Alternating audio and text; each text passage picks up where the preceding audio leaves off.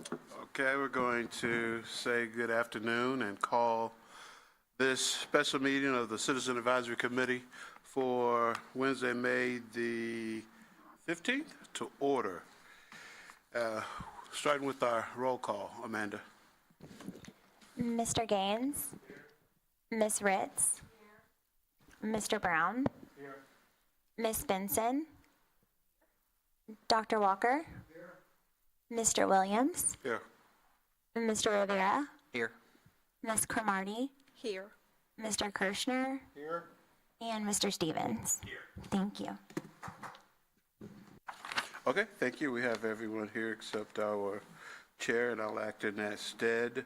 We've asked Mr. Kirschner to lead us in our invocation and Pledge of Allegiance, so please stand. As we stand here today, let us pray to God for all who hold positions of leadership on our ECUA board and responsibility in our community. Let your blessings rest upon us all and make us responsive to your will so that we may be an example of justice, service, and compassion. Deepen our love for our community and desire to serve its citizens. Strengthen our power of self-sacrifice for our community's welfare. Teach us to uphold its good name by our own right conduct. Cause us to see clearly that the well-being of our community is in our hands and all of its citizens. Do us with zeal for the cause of service in our community and help us always keep our citizens, homes, and families safe. I pledge allegiance to the flag of the United States of America, to the republic for which it stands, one nation, under God, indivisible, with liberty and justice. Thank you. We move to item C, the adoption of our agenda. Are there any changes to the agenda? Mr. Chairman, I would like to suggest one at the request of a board member who has some scheduling conflicts. If we could keep shared services at the top as it is currently, but move sanitation and MRF as the second item, after which we'll have our dinner break, and then come back and complete information technology and customer services. Okay. Are there any other changes? If not, we move to adopt our agenda. Or can I have a motion to adopt our agenda?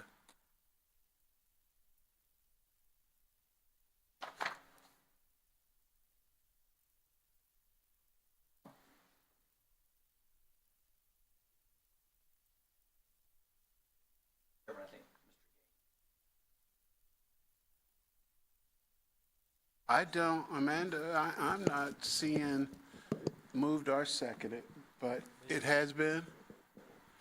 Okay.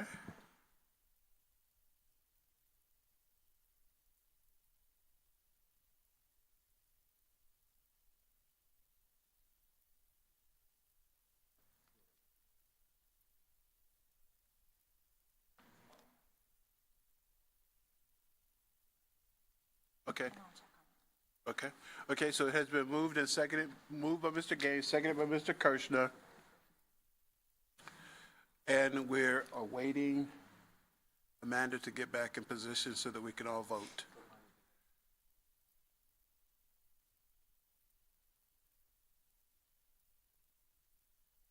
Yes, yes, yes.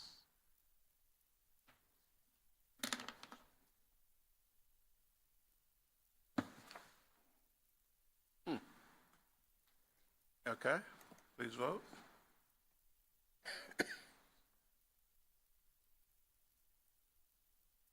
And the vote passes 10-0. I have no pink slips for open forum, so we will begin with our presentations for today. And the first presentation for today is our shared services. Mr. Tommy Fitzpatrick. Please, sir. Hey, good afternoon, Board. Good afternoon. My name is Tommy Fitzpatrick. I'm lucky enough to be the Deputy Executive Director here for Shared Services for ECUA. Wonderful. Need it up a little higher? Okay. In case Tommy is unwilling to mention it, I will reemphasize, Tommy just started with us, so he's doing a fantastic job, only being just barely 6 months in. So he has a lot of responsibilities, lots of different areas, and I appreciate the way he's jumped in with both feet. But sorry for interrupting, but I wanted to make sure that point was clear. Thank you. Okay, Mr. Fitzpatrick, you have the floor. Yes, sir. Thank you. Let me get the clicker working.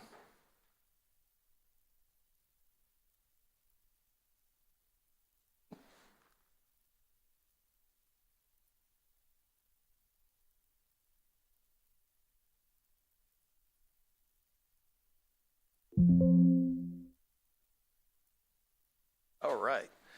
So the agenda for this afternoon is, of course, an introduction, the team, what's next, and the budget for year 25. Just kind of want to introduce the team itself. Here at Shared Services, we have many different departments. One of them include the information technology, the IT department. I've worked in the governmental field for the last 25 years, and this by far is one of the best top-notch IT departments that's out there by far. They are very innovative. They think outside the box. Just very, very pleasurable to work with.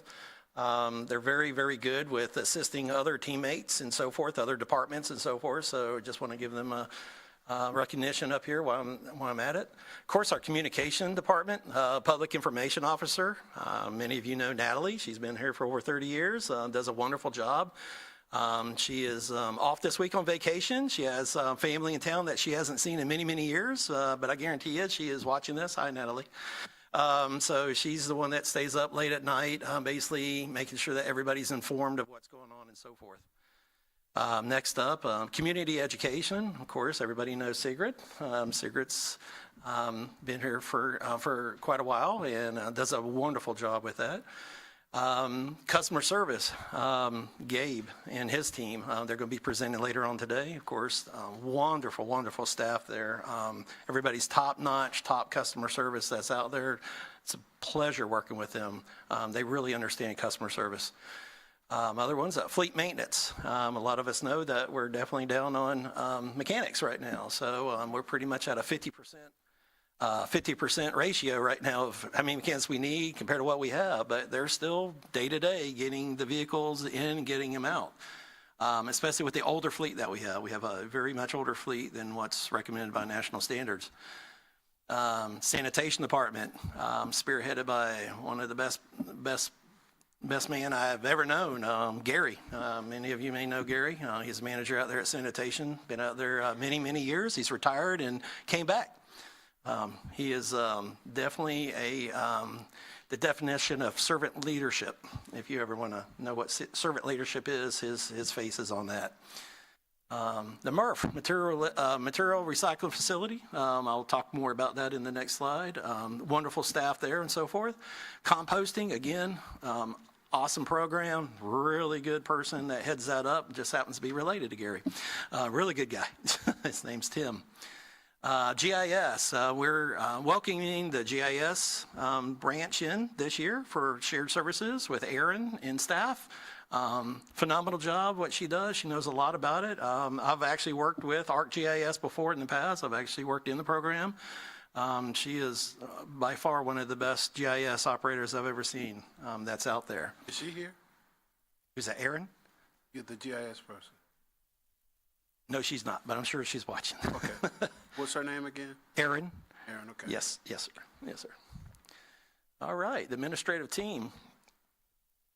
Of course, I'm going to go over the administrative team just for shared services. At this time, I'll go over some of the rest on the next slide and so forth. But As for shared services in-house for the administrative side, of course, we have our communications, which is, of course, our public information officer, which is Natalie. She basically stays up. She manages all the internal and external communications that goes on.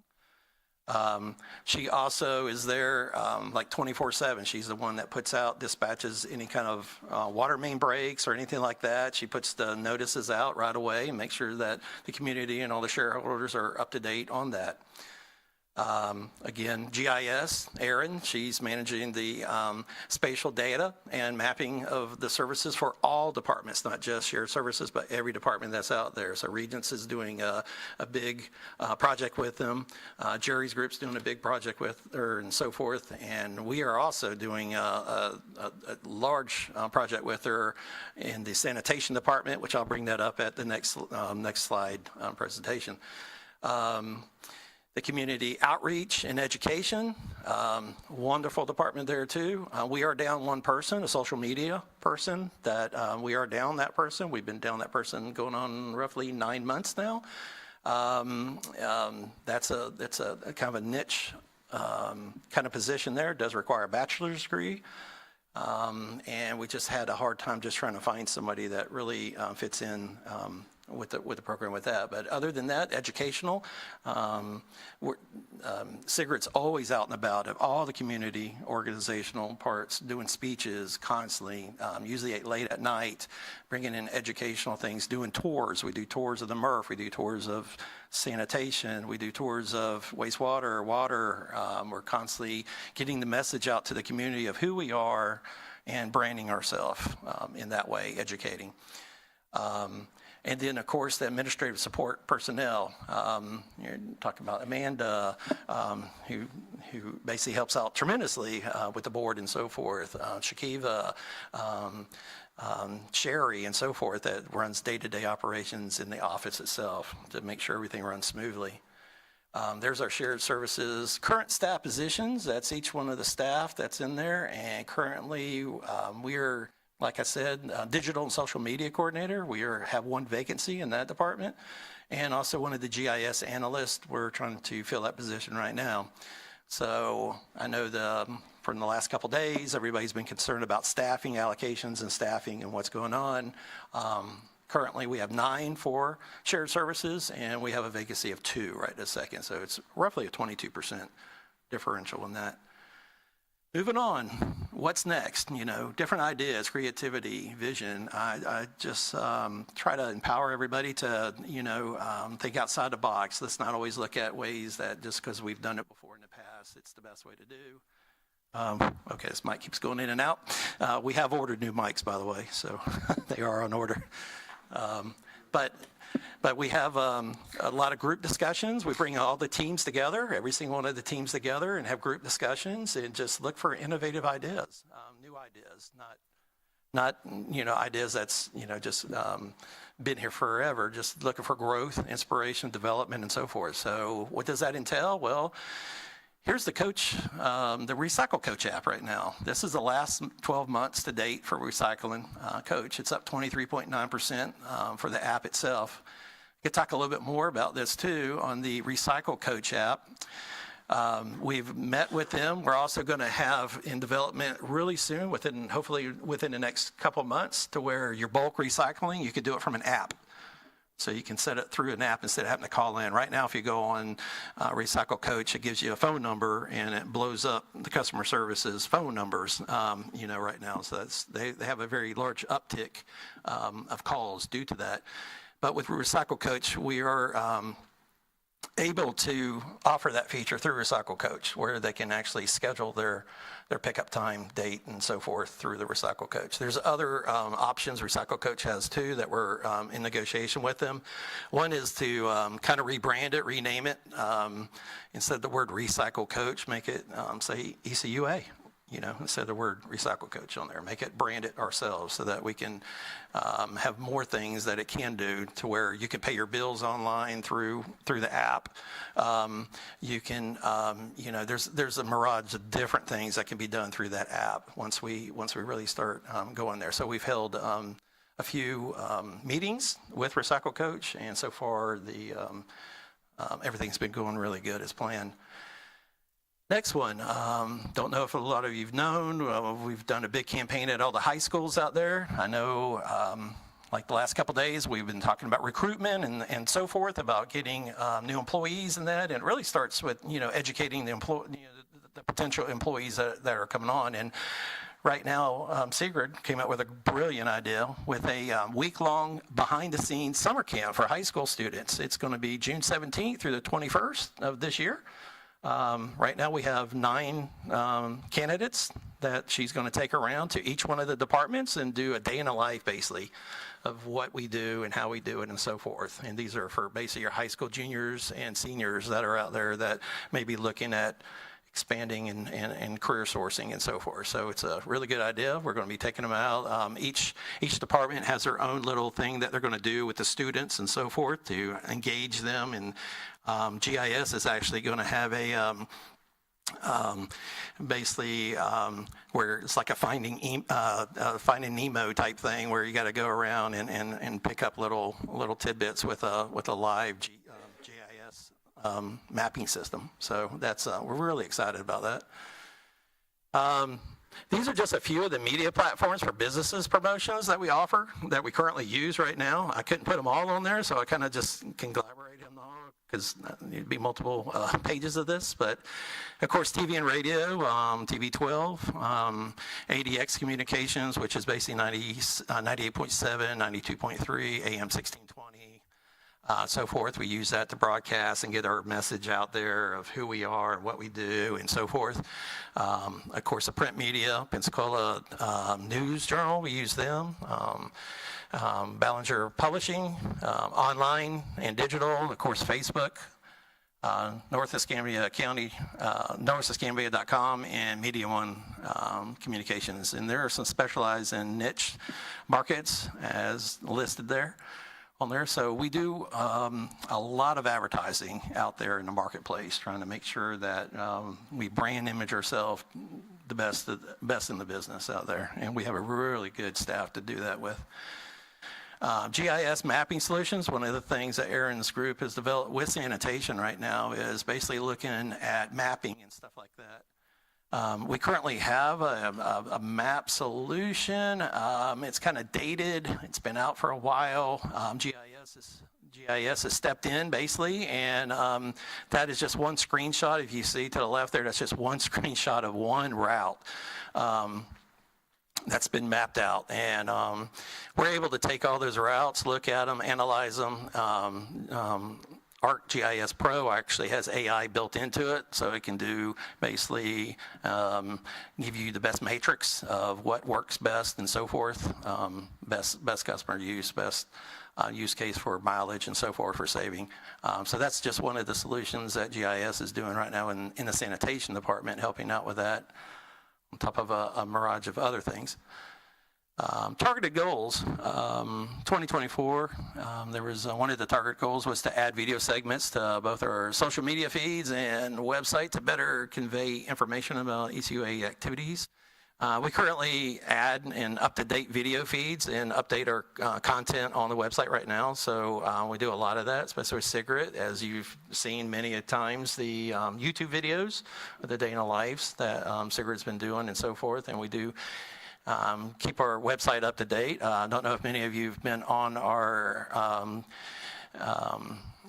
composting website lately, but on composting right now, it's kind of changed up a little bit. You can actually schedule your pickup time through a calendar invite, and you can do that actually with the app too. So there is an app for that for composting right now that's out there. So when you click on it, it's got a calendar, and you could click on the day and the time that you want to come in there and fill out the information to pick up your composting. So that's been on there. Also, we wanted to promote recycling programs, increase the percentages of customer participation in the Recycle Coach. And of course, as you saw on that slide, we had a 23.6% increase from last year. Increase in using the Recycling Coach app. Yes, sir. Yes, sir. Yes, sir. Some of the targeted goals for 2025 is to promote our organization. Been listening to the last couple board meetings, and that definitely does make sense to create short videos, show showcasing a day in the life of an employee, kind of like the sheriff department does. These videos will highlight our brand and attract potential employees by giving them, an inside look of what we do day in and day out. Also, we want to, like I was speaking earlier, about enhancing the Recycle Coach application by adding, there's features for scheduling the bulk pickup and enabling users to ask questions and so forth with that. Up next is the budget itself. The budget for personnel services is up. The only reason why that is up is because we are taking on GIS. We never had GIS before, so that's just going from one department to our department. So that's basically a net wash over. Support services, the same thing. We're taking on the annual GIS software, and materials and supplies, of course, because increase due to more staff increase and so forth. So that's the differential between the actual budget is the increasing of another department in there. And that's about it for that. Do we have any questions or anything? Okay, just one moment. Yes, sir. Go back and see. Yes, we do have questions. And Mrs. Ritz?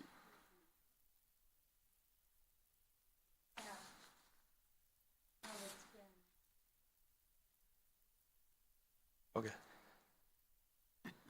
What's the turnaround time for the app response? In other words, I schedule something, how do I know that it's in the queue to be handled? Okay, are we talking about composting or for the recycle? The Recycle Coach one, we're Recycle. getting ready to do that. So those are great questions, and we're going to come up with that as we turn that on. We haven't turned that on yet through Recycle Coach, but we are definitely looking at doing that within the next couple months. One of the former texts put in my small phone the recycle notice. It reminds me that Friday is the day, reminds me sometime on Thursday. Yes. Is that what you're talking about? Yes, ma'am. Yes, ma'am. It should do that too for you, for your bulk pickup items and stuff like that. Will it update itself?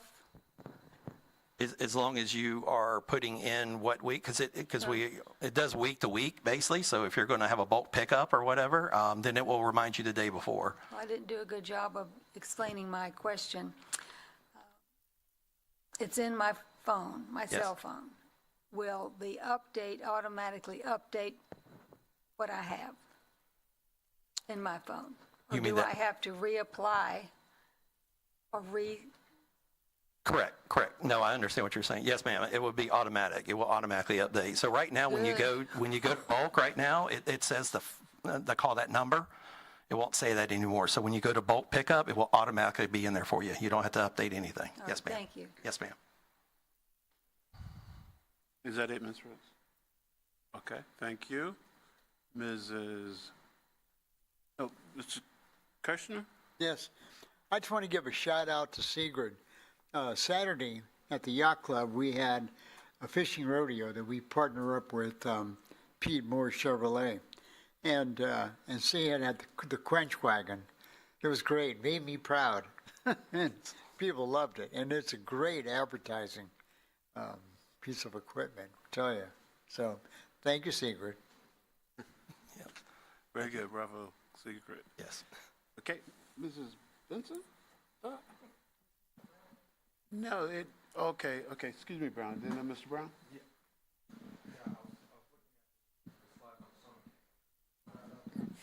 Couldn't get my thing to come up for the summer camp. So that's going to include all the departments. I know you've been watching, and we've been seeing a couple of the departments say that they're 13 short out of 50 and what have you. So that's going to be across the board for everyone, for all of the departments, especially the ones that have been coming in and telling us about their employment shortfalls. Yes, sir. 100%. There's every department that's out there. So she's going to take the students to each and every department. And like I said, she's been working on this for the last 2 to 3 months. And each department has something for them to do that day with Fantastic. them. Yes. Fantastic. It's an awesome program. Okay, thank you, Mr. Brown. Ms. Benson? We're glad to have you. Thanks for Thank you. coming to ECUA. A few questions about the budget. You have a potential increase staff training and increase to allow staff to conferences, is that increase driven by the new positions that have been moved into shared services, or is this a big bump in overall? Yes, ma'am. Some of that is definitely that, but there's also some that in the past there was like Sigrid and so forth. She just, we had to move some money around. Sigrid just got done with a conference that she thoroughly enjoyed with social media and so forth. That really helps them think outside the box, creativity, get new trends, what's going on and so forth. So I think empowering them to get more education, it helps her and the rest of the staff be able to be more informed and educated on what's going on and so forth. So education is a big part of that. Yes, ma'am. Kind of a big increase. Yes, ma'am. So the increase in printing the customer pipeline, Yes, ma'am. what's driving that? 'Cause Natalie told me that had something to do with the copper thing that for the sending all that stuff out for the copper rule, I think it is called, lead and copper and so forth. So we're anticipating more printing and stuff like that to send out there. Yeah, if I can add a little bit comment to that. The new lead and copper rule program requires 2 different publications from the EPA, where we have to give them all the background of the federal program and what we're doing locally. Every time we do a direct mail like that at 68 cents times all of our customers, that's a tremendous amount of money. So most of that is compliance with that. And we're supplementing that as best we can with attachments and stuffers and things like that that don't cost the additional postage. So they hear from us ahead of the required EPA mailings. So that's like our annual water report that must be sent individually to Yes. it can't be in the pipeline. Right, Okay, so, but it's still under the line item of the pipeline. right. Keep doing that to us, and nobody receives it. Right. Why they require it. Let me see.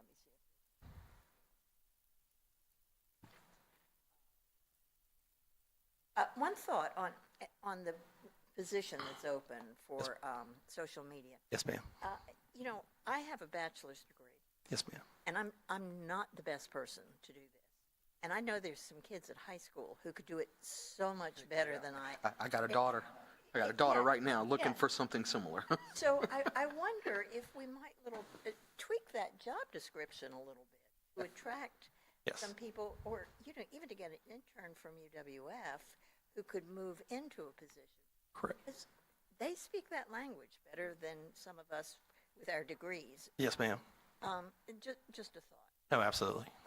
Then the only other thing is, this is your first time going through this. I would like to see your objectives and your targeted accomplishments measurable. Yes, ma'am. Absolutely. and It so will be that- next year. So that next year you could, and when you're doing these things this year, if you will track how Absolutely. you have streamlined and all of that, and so that we can look at measurables. That Absolutely. would be very helpful. Yes, ma'am.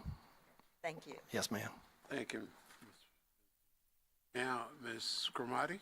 Yes, I had 2 questions. I wanted to go back to the qualifications for the GIS analyst. I know you had mentioned earlier for the other position that's open that they need a bachelor's degree. So what are the qualifications for the GIS analyst? It's pretty much it's an associate's degree in GIS that I'm aware of. I'm not 100%, but I'm going to defer to the human resources 6 months. Is it bachelor's or is it associate? It is a bachelor's degree. Okay, sorry. Okay, we're just trying to help you all with the Yes, ma'am. recruited. Yes, And then ma'am. my second question was, for the summer camp, has the cutoff date already been done? Or is there still room or time to sign up? Yes, some of the ma'am. It just juniors and seniors? just cut off, and Oh, okay. and she's by herself. So Okay. you know, with the others. So this is our first our first go at it, so we're kitten gloving it, I guess, is what you're kind of saying. You know what I mean? Just to make sure it's a successful. We don't want to Yes. take on too much and Yes. make it a non-successful experience. So, Thank you. yes, absolutely. I appreciate you. the question, though. Good Yes, presentation. ma'am. Thank you. Okay, thank you. Mrs. Ritz? Yes. One other question Yes, ma'am.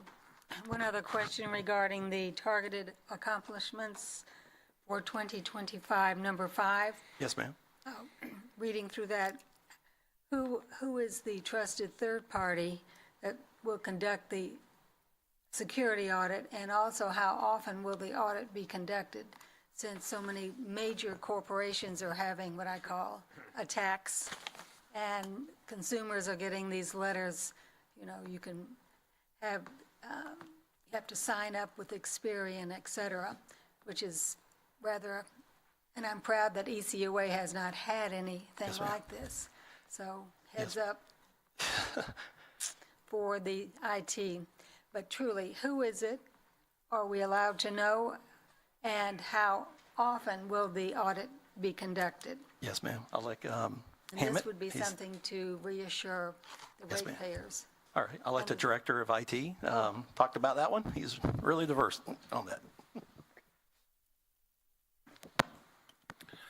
Mr. Chair, You're recognized. so we actually do quite a bit of auditing. We do weekly cyber hygiene reports through Department of Homeland Security. This basically scans the external portion of the network and looks for any vulnerabilities. We also, through a third party, do a very rigorous annual audit with Argo Cyber Systems. They've been pretty much the go-to for all the government organizations locally. You know, they're a locally owned, veteran-operated, vetted, you know, top secret clearances, retired military, so a very trusted source. We actually just finished that audit. We're waiting the results. And when I say just finished, I mean like we did it last week. We normally do it in May.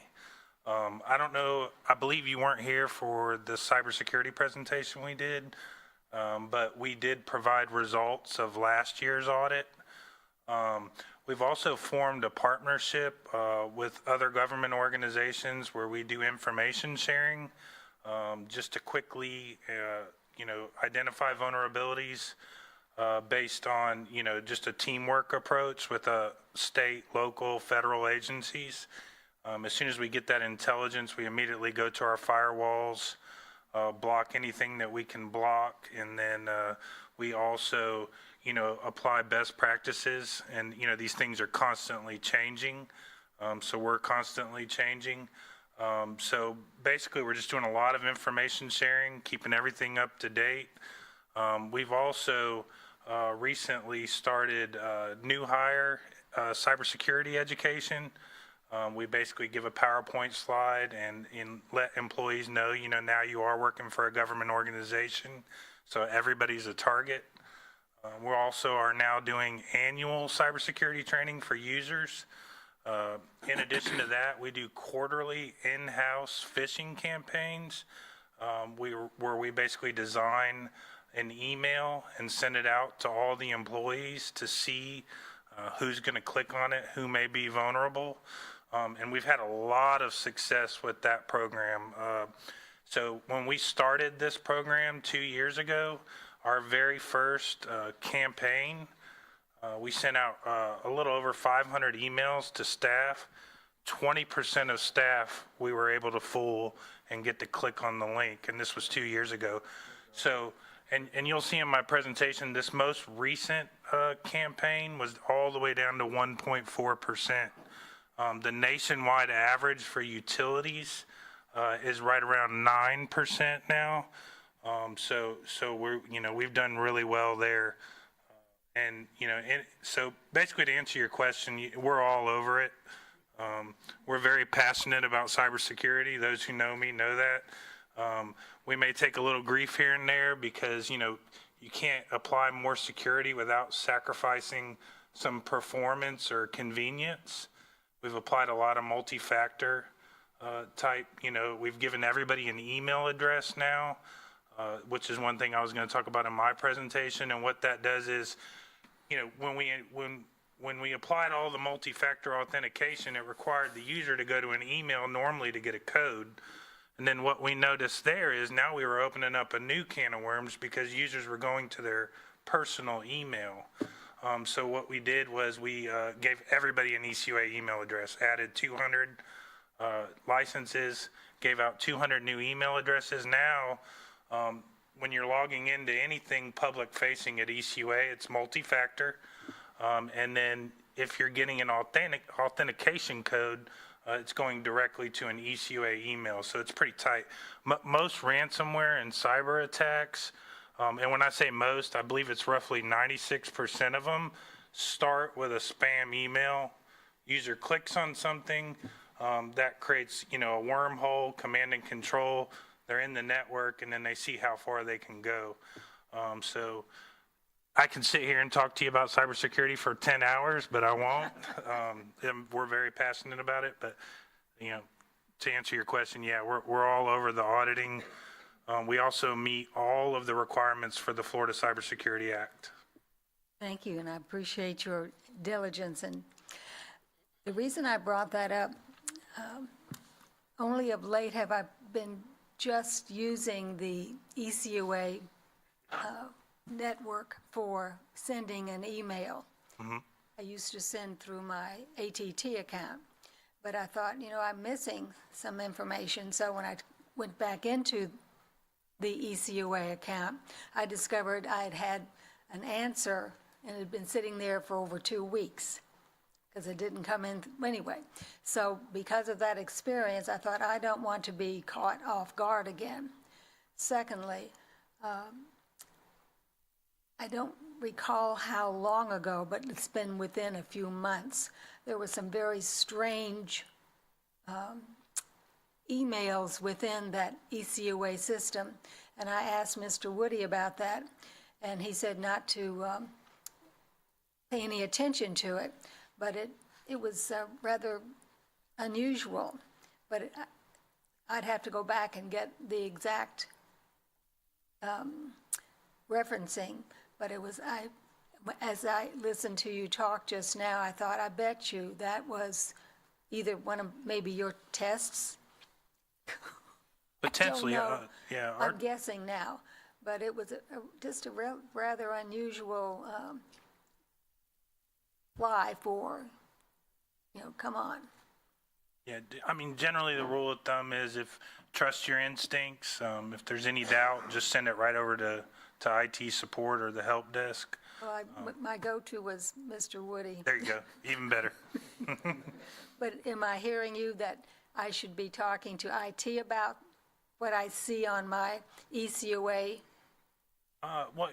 email? If it ever comes up again. If it comes up and, Mr. Woody isn't available and you need an immediate response on the email, whether it's something that you may want to consider clicking on, then we can easily analyze the email for you. And then the good thing about an immediate response is we can take that sender and block it from going, because normally these are as a service type attacks. So,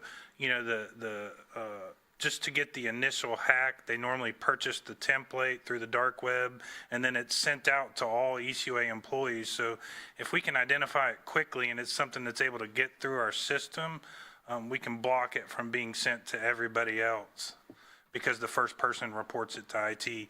And that's another thing staff has just done such an amazing job on immediately notifying IT now. And, I believe a lot of that is due to these phishing campaigns because starting out when the user did get, fooled or clicked on something, it took them to an educational page and explained what happened and, what to look for. So it's worked out really well for us. Okay, to put another burden on you, can the CAC ever be included in your education? Absolutely. We do it's like, annual training. We do, we have PowerPoint slides. Like I said, I can talk about this stuff all day. So if you want to come by, we can sit down and I can tell you a lot of stuff to look for, stuff that's happening, new trends. And then there's also a lot of stuff, I can't really talk about here that we're incorporating into our security system that's brand new, not a lot of people even know about it. It's, stuff we've partnered up with other government agencies, so there's a take lot you of up stuff out there, so on your offer. you're more than welcome to come by anytime. Thank you.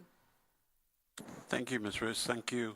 And I would recommend that you go by and see him at IT. He is a wealth of knowledge relative to IT cybersecurity, and I do believe he would talk for 10 hours, so let's... Thank you. Yes, Okay, sir. we still have questions for you. Mr. Fitzpatrick, Ron Rivera. Yes, sir. Thank you, Mr. Chairman. Tommy, first of all, welcome aboard. Welcome to Escambia County, right? Yes, sir. Nobody's properly thanked you for coming to Pensacola, the greatest city in America. Welcome aboard, man. Thank you. And I do want to thank you. My day job, I work with you guys quite a bit, and you are very responsive to what the sheriff's office asks. So thank you very much for that. sir. Yes, sir. I do have a couple questions. One, so we're talking about that lead and copper mailer going out. Will that go on Facebook also? Oh, yes, sir. Yeah, okay. That's easy everywhere. stuff. That's easy pickings. Also, do you have a plan to kind of grow your digital footprint this year, or do you have something that you're thinking, hey, I want to raise it by so many people, or do I want to post so much content? More content creates followers. Absolutely, 100%. Yeah, So, okay. yeah. That's easy Especially stuff. when we get the new employee in and so forth, because Sigrid and that, and they're overwhelmed with what they're doing now. And we're trying to she does still handle some of the Facebook and so forth on there. Yeah. But yeah, 100%, yeah. Yeah, so we're going to get into Instagram too. We don't have Instagram right now. We're going to get into that. I think that's a smart idea. Yes. I think it's a very smart Yep. idea, because it's a certain generation Absolutely, of people. absolutely, 100%. Yeah. My kids all are on Yes. Instagram. That's how they send me everything through Instagram. Anyway, Yes. and ETV for recruiting. I think we talked about it a couple of times before. Do you guys kind of have a plan? Are you thinking about a plan? Hey, maybe we want to use ETV. Have we reached out to the county and say, hey, can we use your Channel 4 to do some recruiting on that kind of stuff? That's a great segue to that. So yes, have not thought of that. I haven't heard that you actually have an ETV here. So I know in Broward County we had one there. Same kind of but thing, at the yeah. school system we ran it, so it was very easy access for me to be able to put that on there. But Right. I appreciate knowing that. Yes, So sir. I will definitely for your time, Tom. take advantage Yes, of sir. that. Yes, sir. Okay, thank you. Now, Ms. Benson? Okay. Oh, Mr. Woody? Yeah, my comment was back to an earlier discussion when Ms. Ritz made reference to me saying, don't worry about it. I do remember that email. It was a phishing campaign that you'd received. I forwarded it on to Hamid, and he resolved it. So that's why my reply was, it's been taken care of. You don't have to worry about it. I wondered, so was it phishing from outside, or was it the From testing within the organization? I believe that was an outside right. one, as I remember. Okay, very well. We've resolved that. He didn't just say, don't worry about me. Which is good to know, too. Okay, we have Mr. Kirshner. Yes, thank you, Chairman. Tommy, just to back up what Mr. Rivera had to say, I was with the county commission for eight years. Yes, sir. Time passed when you have fun. But I was there when they started ECTV. And I continue to look at Channel 4 because, I keep my interest in what's going on.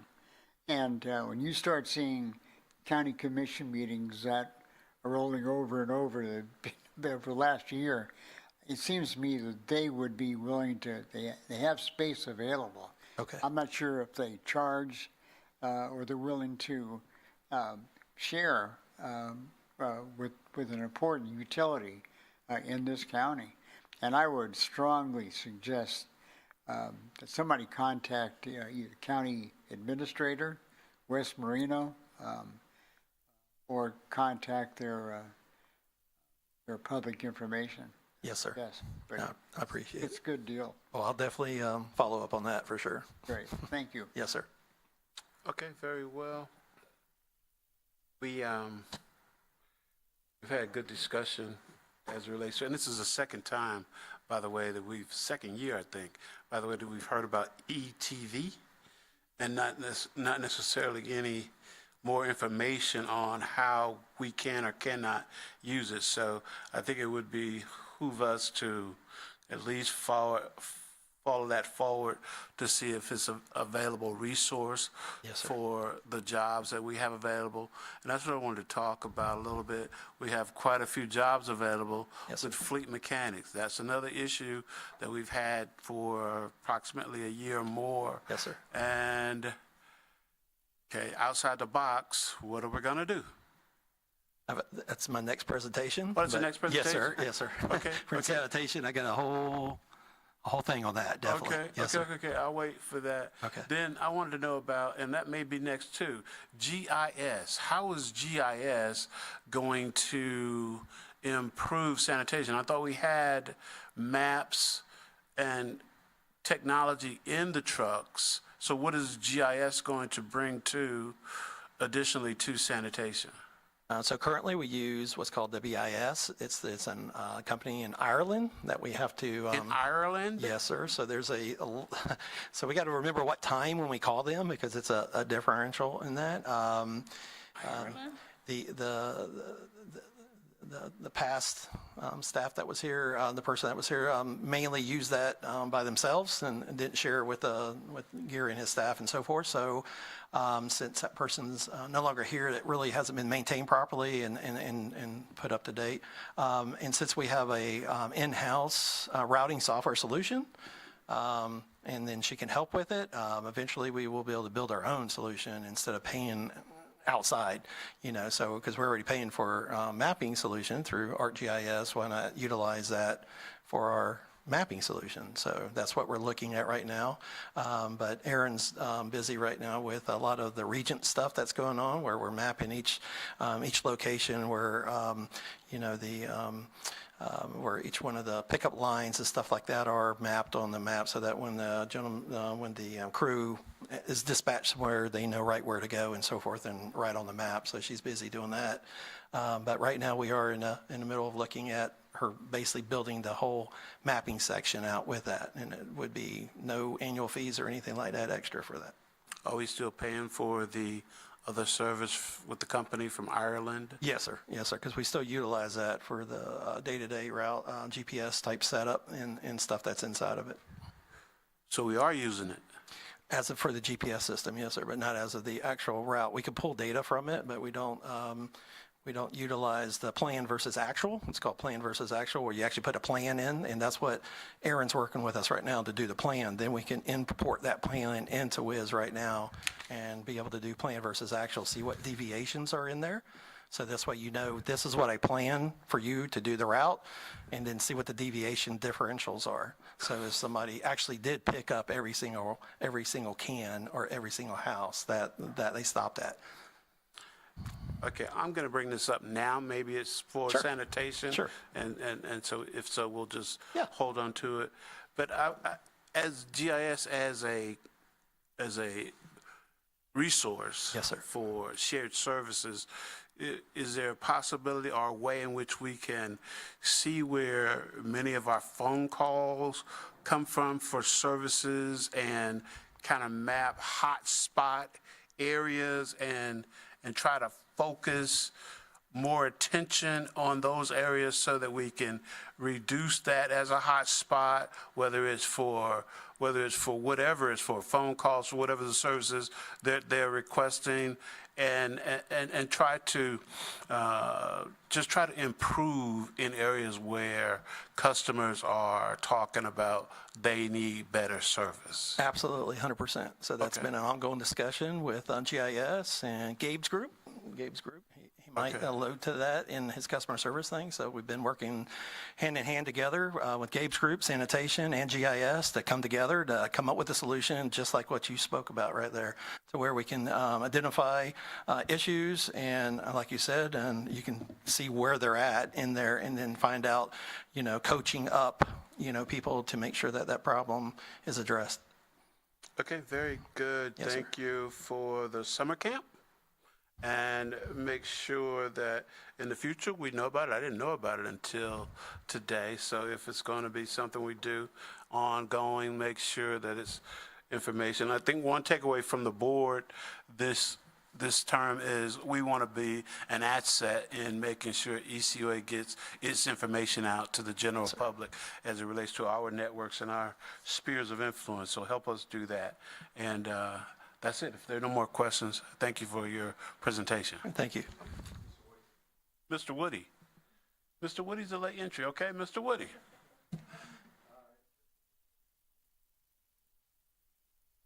Just a little bit to expound on GIS. GIS was in the engineering division because they primarily served that division almost exclusively.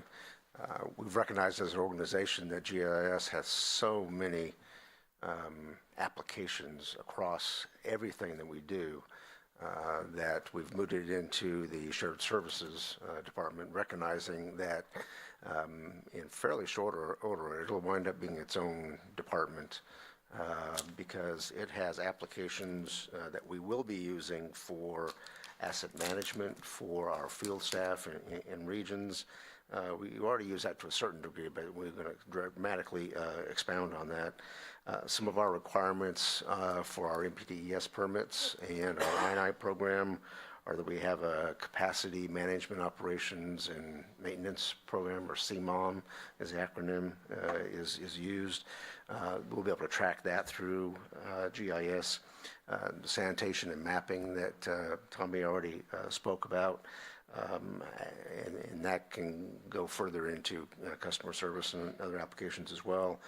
And certainly the assets that we already mainly use it for in the engineering division, regions division, for mapping all of our assets throughout the system. So it's a system, it's a organization and group that's going to grow, and you will see us add staff over time.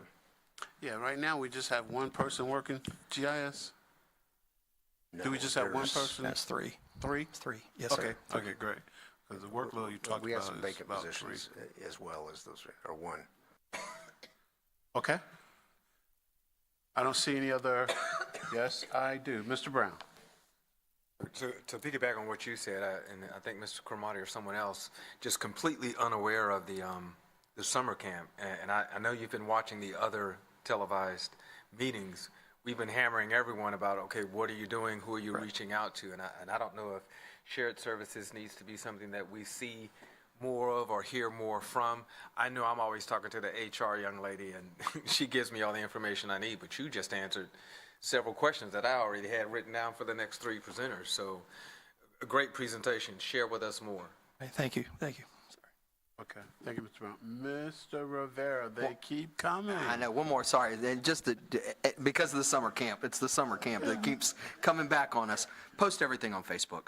Post 4 times a day, post 3 times a day, post as many times a day as you can. Create content, and that's one way that will reach us. Yes. It is oftentimes where I've approved something, and I didn't know it was going to go up, but it hits me right there in the face, and I'm like, oh, okay, yeah, I forgot totally about that. And it comes to me on Facebook, which is crazy to hear, but it's true. No, I got it. It just happens. And so what the intent was we didn't want to overwhelm ourselves too much and get like 100 people and not be able. I get it. Listen, Yes, we run the statewide program of the year for crime prevention, and Right. we send it out, and it's filled within 2 minutes. Oh, Which is, yeah. we fill it quicker than we can tell people it's closed. Right, And so I get it, but yeah. Oh, next We're year? not beating what's- you up about it. We're At happy. all. We're happy. You just right, we want give to us help. more. Yeah, Oh, yeah. right. We Yeah. want to share y'all's success. No, absolutely. Yeah, We Yes, just sir. wanted to, this is kind of like a beta test, basically, to make sure, see how it goes for next year so we can expand it. And believe me, you'll know all about it. So we just want to make sure that everything goes as planned, and how many can we handle? Because if you ever driven a bus with 66 high school kids in it, it's an interesting thing. I used to do that. So, and I always took on the most customer complained routes each month. I would take on that bus, and that would get interesting, let me tell you really quickly. That's where all this gray came from. Okay, thank you very much. We have no more questions, so we will proceed with our next presentation, which is going to be sanitation and the MRF. Yes. So you're going to make that presentation also? Yes, sir. Okay. You have the floor for sanitation and MRF. Hey, thank you. Good afternoon again. Presentation number 2. All right. This is on sanitation in the MRF, and everybody calls it the MRF. When I even applied for the job, they kept saying the MRF, the MRF. I was like, what in the world is a MRF? Is Yeah, it like yeah, yeah. cartoon character or something? I have no idea. So I went ahead and spelled it out there for you. Material recovery facility. Thought I'd put that in there. Of course, the same thing here. I'm kind of rolling together sanitation agenda, the sanitation team. I'll go over that. What's next? Their budget. And of course, the recovery, the MRF, their team, what's next for them, and then, of course, their budget. So starting off with that is in the sanitation team, it's a wonderful, wonderful organization there. A lot of really good. That is if you've never had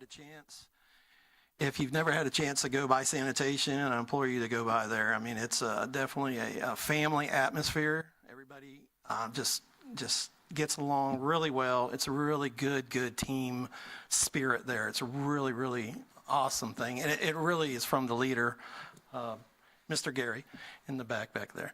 The administrative support, he has a really good team there, administrative support specialists. Their duties, of course, is to manage schedules, coordinate meetings, prepare reports, make sure that the complaints are handled. That's a big thing. I'll kind of go over that here in a second too. Fleet management, cannot say enough about fleet management. I mean, you're working on basically half the people, and the big problem with that is, we're working at, the 36% of our fleet right now is 2012 models. So, that's 12-year-old sanitation trucks that are pretty much breaking down. So your downtime analysis on that is greatly increased due to the year of the vehicle and how much wear and tear it's already had on there. But they do a tremendous job of trying to keep them uptime and so forth on there. Sanitation services, like I said, I can't say enough about the manager there. His staff, his supervisors, his commercial team that are there. We're really developing commercial right now too. That's a whole nother department that we're really pushing into the sanitation side of it too. And then, of course, composting operation. Another wonderful staff out there. I don't know how many of you have been out to composting lately, and I implore you definitely to go out to there. It's really, really good staff there. The biggest issue, first thing you'll see at compost when you drive in compost is all the plastic bags all over the place. I mean, it's absolutely crazy how much plastic bags because of the green waste that is out there, but I kind of go over that too. Staff positions, if you look at that, it shows you all the positions that are out there that are currently staffed and then how many are vacant. The percentage don't look that bad, 11%, because the biggest part of it is, of course, fleet mechanics. We have 17 staff and we have 9 vacancies. That's pretty much a 50% vacancy rate right there for mechanics. And I've got some ideas to take care of that in the near future. Of course, sanitation equipment operators. Right now, we're down 4. Nowhere near as bad as it has been in the past. Gary's really good about keeping people and getting people into that position. So that's the staff positions in there. So what's next? Again, there's the theme again. There is just to innovate the team. Let the team drive the decisions, the creativity, the vision, the growth, the ideas, the process, and so forth. This is kind of the initiatives here. Sanitation department has several new initiatives right now. So one of them, is a big one, is IT collaboration, developing apps right now to streamline processes, ensuring timely pickups, and resolving customer service efficiently. I was kind of surprised yesterday when the director of HR, Kim, showed me a picture yesterday that she was so excited because she has never seen it in her time being here, and that IT was in sanitation, basically helping them, training them, and they're in there every single week now. I mean, their IT is pretty much going to need a full-time person there pretty soon. But we're constantly driving innovation there. We're looking at more ideas, better ideas to make it more efficient, more effective for the customer experience and so forth. We're streamlining things, we're putting things on tablets, better metrics, like I said, for next year, metrics for KPIs and that. I'm a big one on KPIs and return on investments and so forth. So IT is doing a wonderful job right now within that department and also within Gabe's department too. I mean, open it up to everybody. Everybody is sharing the wealth of the IT crew that we have. They're just an awesome group of people. Camera integration, we're definitely looking at right now. You would not believe how many vendors sell cameras for these things. There's definitely over 50 different vendors out there right now, and so I'm doing meetings after meetings after meetings trying to get them to be competitive so we can get the best price, so I can bring it to the board and so forth to see what we can do about that. But camera integration on our sanitation trucks and so forth is highly needed for many different factors. One of them would be to, monitor missed pickups is just one of them, and definitely mitigate risk. As you know, usually in law enforcement, when they come on scene, usually the bigger vehicle is vehicle one, is the one at fault, is usually the case. And if we don't have any kind of cameras on the outside of the vehicles to help mitigate that shows that, no, it wasn't our fault, it was somebody else's fault, that would help us tremendously. I know in Broward Schools, when I implemented this about 6 years ago, risk management, we had a 35% decrease in risk claims due to that. Because we were able to go on site right then while the police officer or the sheriff officer or the sheriff deputy is there, and then pull up on an app right on your phone and show from the vehicle to the deputy right then, what happened. Even if it is our fault, okay, it's our fault. But if it isn't our fault, which in a lot of cases it isn't, then the deputy can make the right decision and put us as vehicle 2 and the other party is vehicle 1, and give that other person a ticket. And this way it helps mitigate our cost and helps with our bottom line when it comes to that. So that also, enhancing transparency and safety. So it just helps us also. For risk management, we can just pull some of the data. A lot of these have AI in them now, which basically will let you know, are they staying within the line? Are they hard braking? Are they turning too hard, because of the vehicle? So it has GPS built in it. It's got yaw in it. It's got all different kind of things inside of it that helps tailor your training towards that driver. And it gives them points too, by the way. So there's a point system on a lot of that. So every day you start off with 100 points. Every day everybody gets 100 points.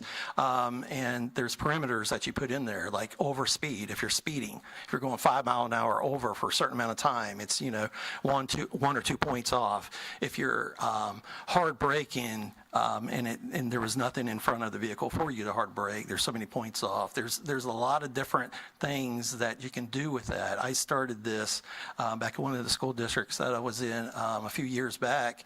And I didn't post the names, but I kind of threw it up there and told people how they can, get points and so forth, and kind of made it into a incentive-based program. And what would happen was when I first started it, everybody was in basically the 40s. The average was in the 40s.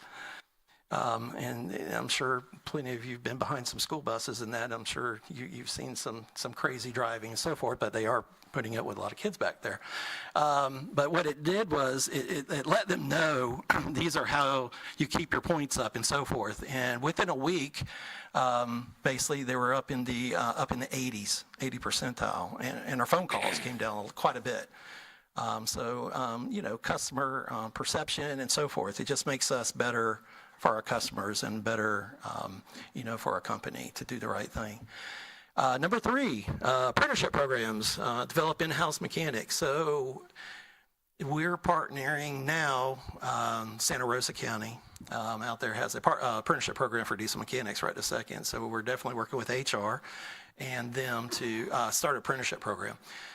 That's just one in-house thing. I've done that before in the past in Broward. I actually wrote the curriculum for the apprenticeship program for the diesel mechanics through the state of Florida, got it approved there, and we had a very successful rate of that. But there's also other programs that we're going to utilize, and one of them is, I think, the best one that's out there right now is what's called a It's through the Veterans Association. It's a skill bridge. It's called Skill Bridge. Don't know if any of you have heard of Skill Bridge before, but it's really a nice program. So if you signed up as brand new to the military, and you sign up for 4 years, so you sign a 4-year contract. Say 3.5 years in, you don't want to re-sign up, but the recruiter keeps asking you, and you're just like, no, I'm out of here in 6 months or whatever. So they're not going to basically invest in you anymore, training and so forth, right? So what they will do though is there's Skill Bridge program, and I'm in with them right now, writing all the curriculum and so forth for them right now to get approved for this project. We're not fully approved right this second, so hopefully in the next couple months we will be. But what they will do is that anybody that's in the military, no matter where they're stationed, doesn't matter which branch of the military, if they see an approved vendor or approved organization, they can go ahead and work for us for those 6 months and still get paid military pay, and we don't pay anything. So they still get their military pay and everything, and they work for us for that full time, for that 6 months, and then they just roll right into us paying them and so forth through the Skill Bridge program. And there is a lot of military personnel that are taking advantage of that, and there's only right now currently like a couple organizations in this whole entire area that has written the curriculum and written to get it approved. So hopefully within the next couple months, we can bring that to the board and let you know that we are approved and how the program is going to go. So that's another really big win for us for developing in-house mechanics and others through the other departments and all the other departments that are out there that are needing people and so forth. Another big thing that we're really hopeful to do is to achieve the national average of eight-year sanitation truck fleet. That's the standard that's out there. One that helps improve reliability for downtime and so forth, and reduce cost.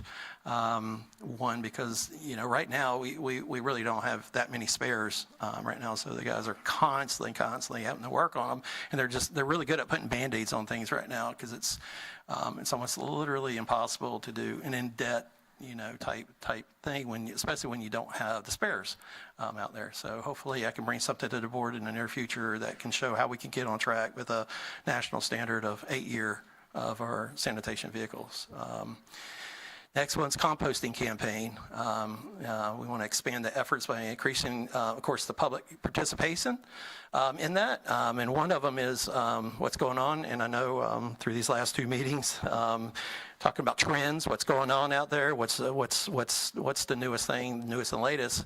You can Google this all day, and you'll see City of Tampa and Sarasota County is just mandated, because they do composting too, mandated to where they will not pick up your yard trash if it's in a plastic bag due to all the issues that it has with the equipment and the environment and everything like that. So we're kind of looking at their models and how they did it and how they started it. It wasn't something that they did overnight, of course. It was a multiple months campaign of education and so forth, and there was a lot of surveys and so forth. So hopefully in the near future we'll be bringing that back to the board for approval or consideration at least, and that would be great with that. So that's kind of the new initiatives that we have. There's some of the composting that we're doing right now. As you can see, there was an uptick during COVID time that we sold quite a few. Those are about the cubic yard of how much composting we've sold so far. And this year is about the same as last year. We just keep having some mechanical issues here and there because the equipment is very old. And so that's another thing for upgrades and so forth that in the near future I'll be bringing into the board also for that. Okay, on to the budget. For the sanitation, fleet, and compost, all those three are kind of combined together with sanitation itself.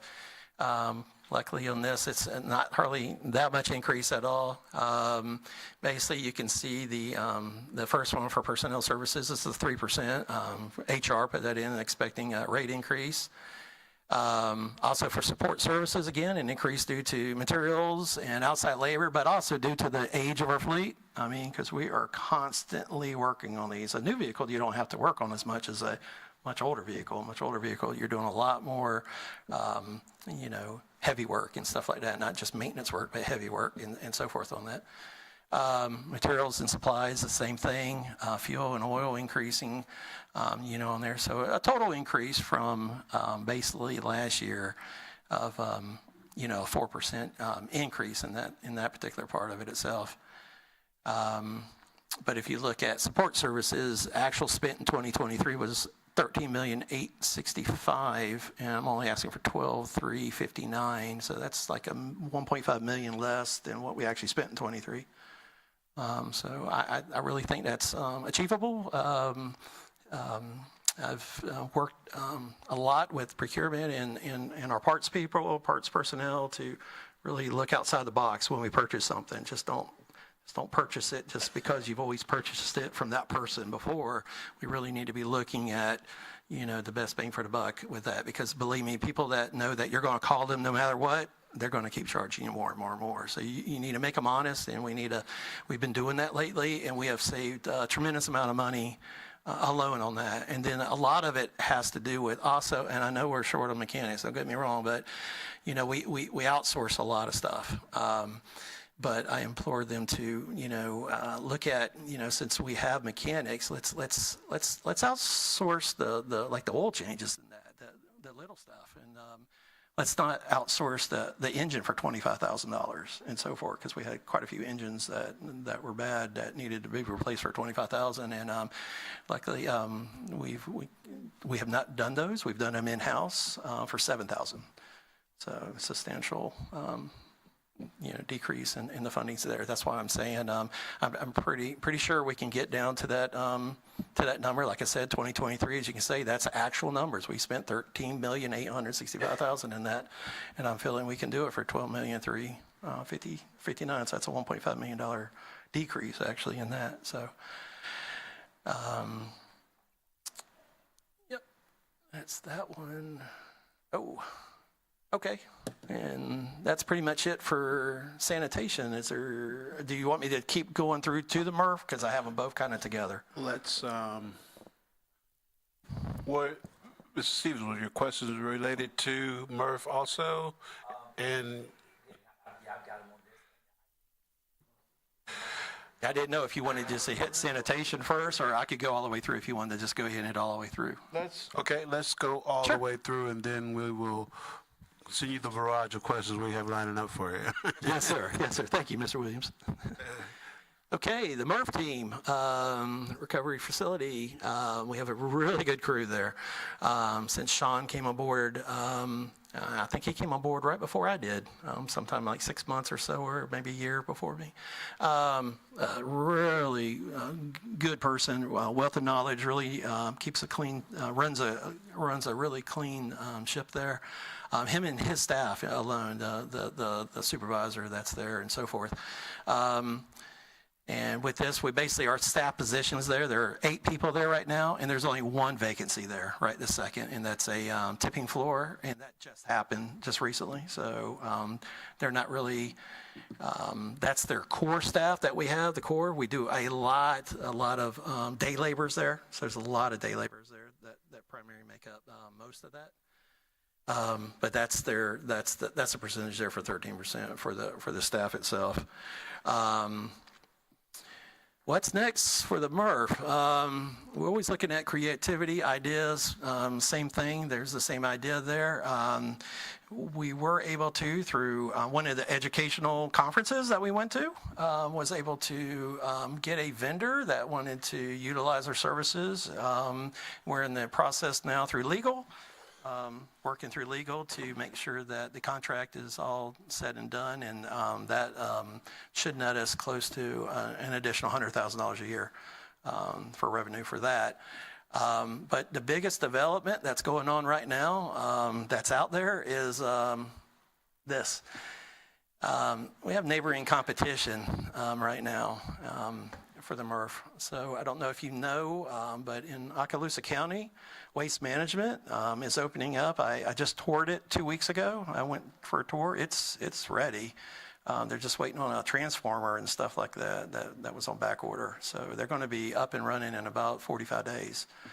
And it's a pretty large MRF operation there, same size that we have, and they're in Okaloosa County. And we just, prior to this presentation, of course, just last week, of course, a lot of this was already done prior to that. We just got our 30-day notice that Okaloosa County is going to start using them. And so, but Waste Management also owns a recycling place in Mississippi and Alabama that they bring to us now currently. And of course, those in the contract, they only have to have 1 week notice to let us know when they're not going to use. So they haven't sent that to us yet, but that's coming. It's coming because we already talked to the drivers. The drivers of those trucks are not happy with it because they have to drive further east and so forth. So they've already talked about that. And that's our neighbor to the east, Open and MRF. If you see that other diagram, that's not the same MRF. That's another MRF. That's to the west. That's next door. That's 35 miles from here, actually. It's in Baldwin County. Not far at all. And it's under construction right this second, too, and it should be completed by the end of this year, within the next 5 months. So they're opening up their own MRF too.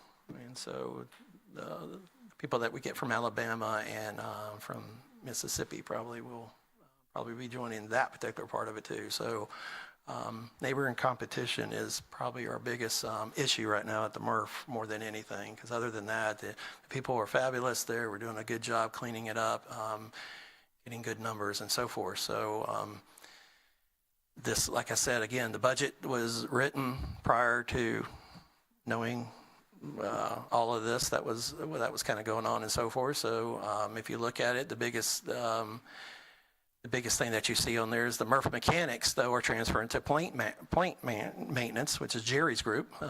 So that money's going over to him. So there is a reduction of 27% there, but there is a huge increase that's going on due to temp labor increase of wages and the aging of equipment repair that's going on there at the MRF.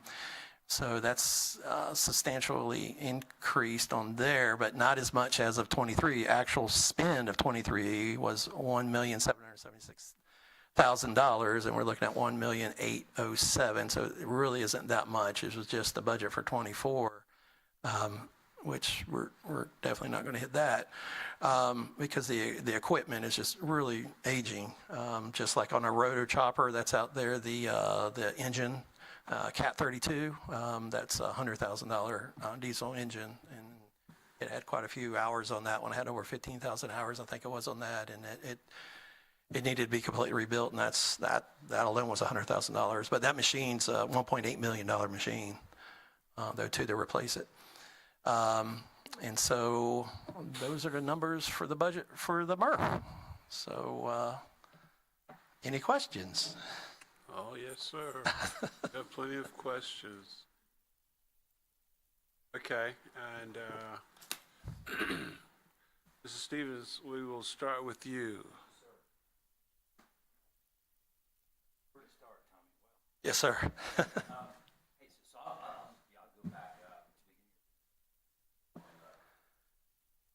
Yes, sir. So what do we pay?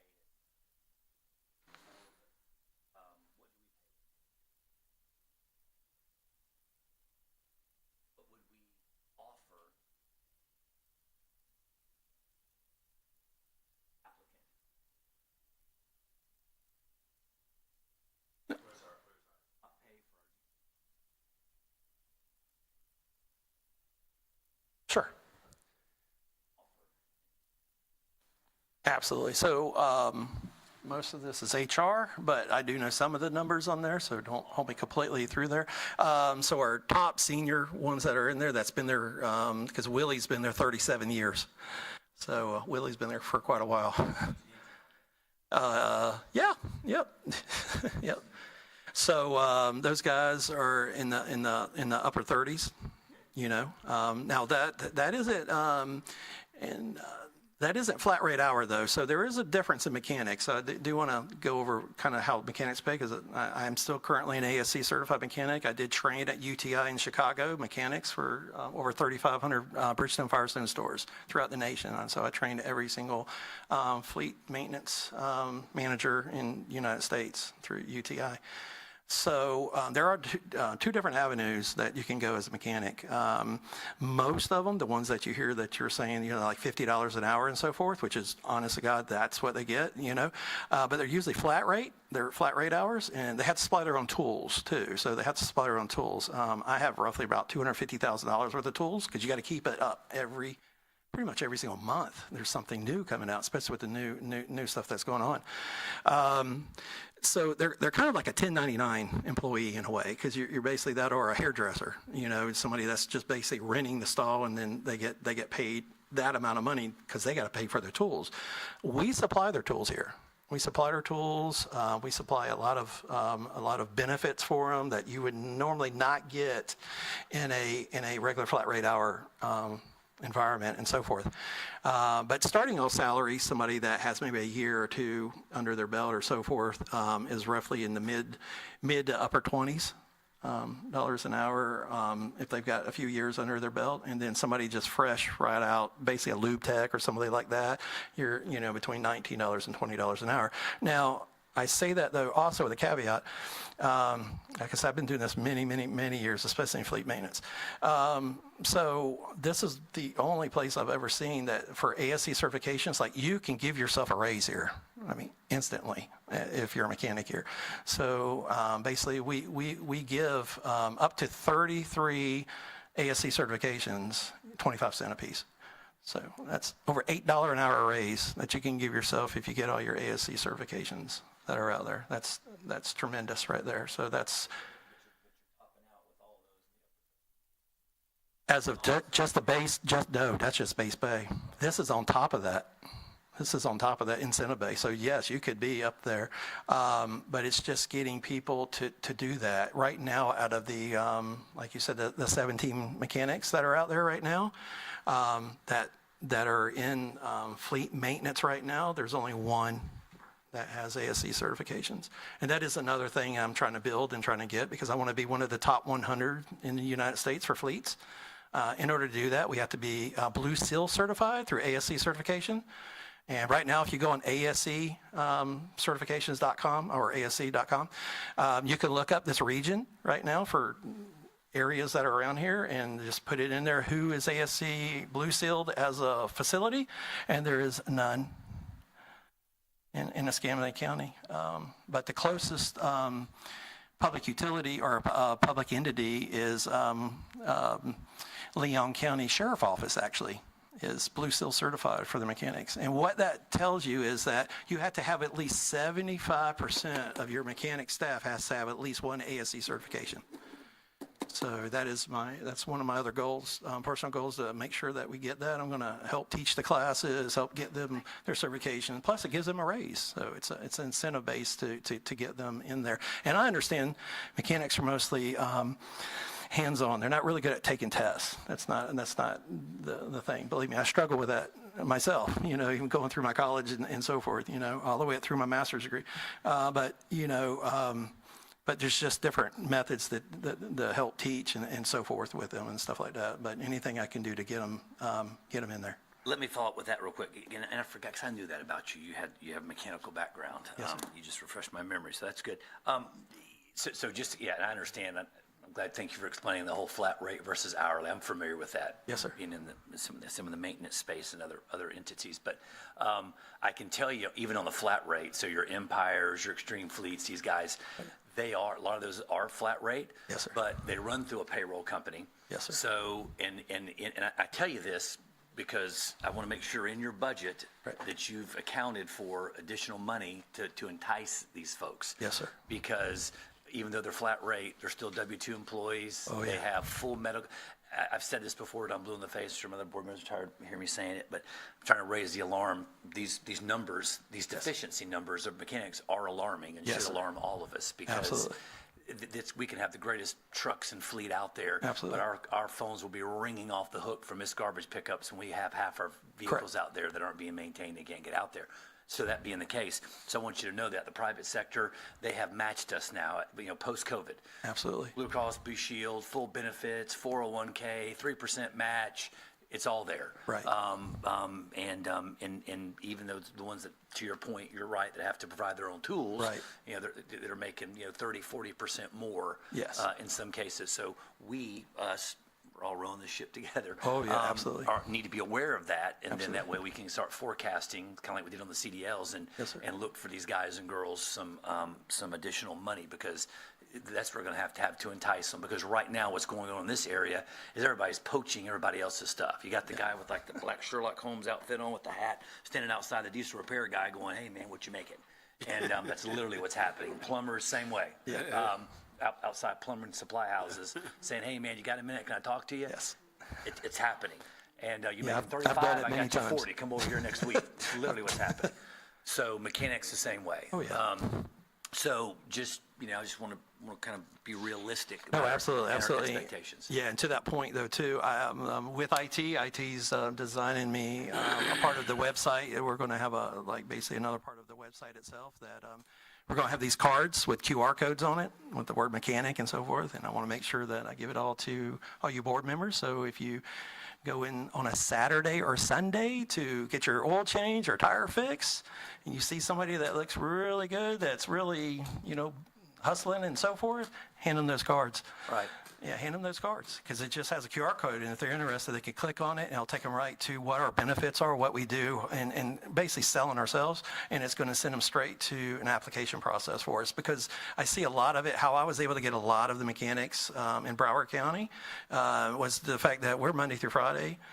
We're more of a family atmosphere. Not weekends and after hours. Right. Very much. Yes, Emergency. yes, yeah. So, and you could find those people a lot of times because they're not usually your top techs Saturday and Saturdays they are, but the late night ones, especially on Sundays, you can usually find those newer mechanics starting off that don't have the big Snap-on toolbox that costs them $50,000. Those are the easy ones, basically, to get into And us. you're getting creative with the veterans programs, Yes, the sir. Skill Bridge, and things of that nature. So Yes, sir. thank you for that, because we're going to have to get super, super creative. Oh, yes. That in ETV.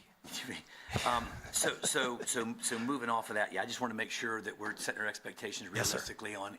I mean, I'm not telling you to ask us for more money. Right, We right. always like Yeah, ask us for I zero would love money that, or, but that's- or budget zero or net zero, but we also want to be. He always says no to me. Yeah, well, that's good. He's supposed to say. You're right. But so thank you for that. Moving on to cameras and so forth. So, Yes, sir. I had a fleet. Anyway, we were responsible for 40, 50 some odd 18-wheelers and large trucks and things of that nature. Yes, sir. So we made that a requirement to Oh, put yeah. cameras in the front, the back, and the whole deal. Yes, sir. It's a huge upfront expense. Yes. There's that monthly recurring fee to host on the servers, all the video and so forth, almost like your camera system at your house. Yes. It pays for itself. I can in accidents. I'm dealing with a situation with one of my companies right now, who it was not installed yet. And, Oh, no. and it's getting costly. Everybody's, no one was hurt, and everybody was insured, and everybody had insurance. But literally, just with the and with the previous company, I had some affiliations with. No longer, we had an individual pull out in front of one of our tanker trucks, and Right. and they hit, and if it would not, of course, the guy, the guy, well, I'll just say he lied, the Right. guy we hit. And, but I saw this on video. The trooper comes up there. He's all mad at the big tanker driver because he's the big truck. That was the little truck. So he's automatically getting discriminated against. You're a big CDL. What were you doing? And he was just like, officer, I got it on the camera. I was watching it on the video. And he turns it. And the trooper, sir, if you could just look at here, I'm going to put my hand right here. Whoo! And it was just his whole demeanor changed. The Florida Highway Patrol's demeanor changed. And he went from being really upset with our driver to getting the individual there going, what the heck are you talking about? So it was a real eye-opening, to see it come out there and the glass shatter everywhere and watching this video in the cab. But without that video, I don't know how many millions of dollars we'd have been paying out because of that, because technically the truck hit him. It wasn't a side, but that video literally saved us millions of dollars. I could go on and on about Yes. other incidences that we've had, and a recent one we had that I did not have the video. Unfortunately, we just had two people with, and of course, in the absence of the video, we're paying out on that. So definitely glad we're doing that. That's something I'd spoken about, goodness gracious, 4 years ago when I first came on this board was we need to have that. Right. Why don't we have it? We need to install it in all of our trucks and so forth. It's money well spent. One accident pays for everything for the next 10 years. Moving on to recycling, I know you haven't got. I know you've touched on the budget. We haven't gotten into the numbers. I have been reading ahead over here on my end, going over some of the financials. So I guess I can touch on some of that. But you're talking about, which I don't know if I can jump ahead a little bit on some of the numbers. All my board members have. I went to this page here, which I don't know if you've gotten to this yet. You gonna go over that? Yeah, I'll go, the 2 pages you're referring to, I'll go over shortly. All right, so I'm going to reference it, if it's all right. I'll just reference it, and then we'll go over the, okay, so here was kind of like my kind of hot button, and per se, and we're going over budget, last time, and we're asking staff to get us the real cost of the MRF. What's it costing us? What's it costing us to run it? We were doing numbers. I remember getting a call from Mr. Woody, like other board members did, where we were sitting down, just he and I, as long as with the other board members, and kind of giving us the real cost. And I'm like, look, I want real numbers. I don't want subsidies. I don't want this. I want real. What is it costing us to run this? Because in the private sector, at the end of the day, we don't have the benefit of subsidies and so forth. The numbers were eye-opening and alarming, and but we still didn't have the exact down to the widget. I think we're getting a lot closer as I'm reviewing some of these numbers here. I think we've had more time, staff's had more time to do their research and due diligence to get us some real numbers on what it's costing us. And I don't remember what the number was last time off the top of my head, if we just shut it down. I'm not proposing we shut it down. I'm just simply saying if we put a chain on it, and what are we saving, then it was a crazy number. I'm looking at this number here. I'm looking at this 5-year number here. At the $10 million mark, and I think to myself, if this got out to the general public and they saw these real numbers, what it would cost, we wouldn't have enough pink slips to fill out, to fill this boardroom up. They're going out the door. So I'm encouraged by, I'm not discouraged, I'm encouraged by Waste Management and some of these other companies, because I'm a big believer in recycling. We got one planet, we've got to take care of it. We need, it needs to make sense. If the ratepayers of Escambia County want to continue to pay, supplement the MRF at $10 million in 5 years, that's fine. They just need to know about it, know the real numbers, and vote on it. Or with their, with their voices with us. But I feel confident they don't know about this. But I'm encouraged that Waste Management is getting into it. I'm encouraged that Baldwin County is getting into it because, we need more people to be recycling. And so I'm glad that they're doing that. And it may be a little soon right now, but I can tell you as we come up for budgets and asking money, and I know staff's going to come to us, and you all are coming to us asking us for rate increases. We know where this is going eventually. Needed. I mean, again, we're keeping up with the price index, and everything's going up on the private sector and the public sector. So it stands to reason with fuel and energy costs and so forth like that, that ECUA is no different. We're going to need additional money to run our facilities. Right. But when I start looking at it, and it's not how much money we're losing, and I made a commitment to my ratepayers when I got elected that, hey, look, I'm not going to tell you I'm not going to do a rate increase ever. What I will tell you, I'm going to look at every single possible deficiency, redundancy, waste, whatever the case may be, to make sure ECUA gets their house in order. And once we've done all of that, if we still need to raise rates, then we're going to have to. As I'm looking at this, there is a tremendous amount of money here that I don't see any. The light at the end of the tunnel is an oncoming train when you look at these numbers, and I'm a numbers guy. And we're not going forwards with recycling. We're going backwards. We're losing money. We're losing customers. I'm looking at financials. We've got $1.5 million piece of equipment that's on the verge of breaking that we need it. So it's like, so we're losing money. We're going upside down, and staff's going to come to us for another $1.5 million for a piece of equipment, and now we have two. So it's going to be something the board is going to have some serious discussions about about the future of ECUA recycling. I'm not saying recycling, ECUA recycling doesn't make sense.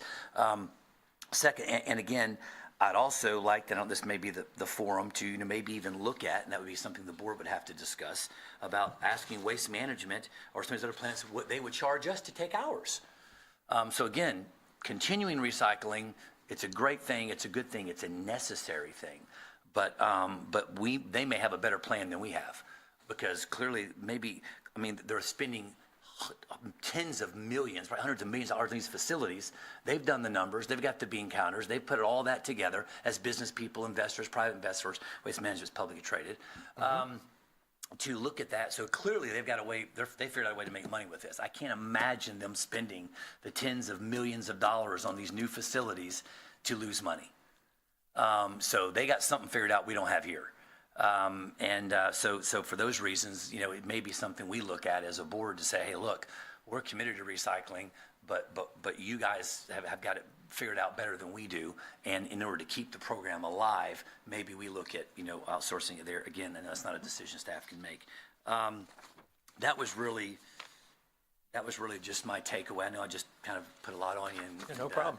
And so forth, but numbers are the numbers. Yes. And numbers are the numbers. And so if you're telling me the numbers are going to get better, real factual, trackable numbers, then all I see is $10 million in 5 years. If we shut it down today, not proposing we do, Right. then it's a $10 million savings. And then maybe the rate increases or become less necessary, or maybe, or if they are, maybe they're not as much. Maybe they're mitigated. Certainly they'd be necessary, but maybe they're mitigated by the cost savings. So I will. I'll let you respond to that. Okay. That's all I have. If you don't mind, since the next two slides are really mine, I would like to respond to that. I was hoping, I was going to actually ask you to, go ahead, you came in late as far as on the screen, but yes, please. Okay. Mr. Woody. You may or may not remember that this time last year when we made presentations, I expounded at great length about the cost of operations and sanitation and the MRF. We were in the middle of a leadership transition as well, and with a lot of help from Justin and our finance department, we did a deep dive to take a look at all that was going on over there. And for those of you on the board that have been here back 4 years to the time when I was first hired, you may remember some questions were posed to me about my thoughts about recycling.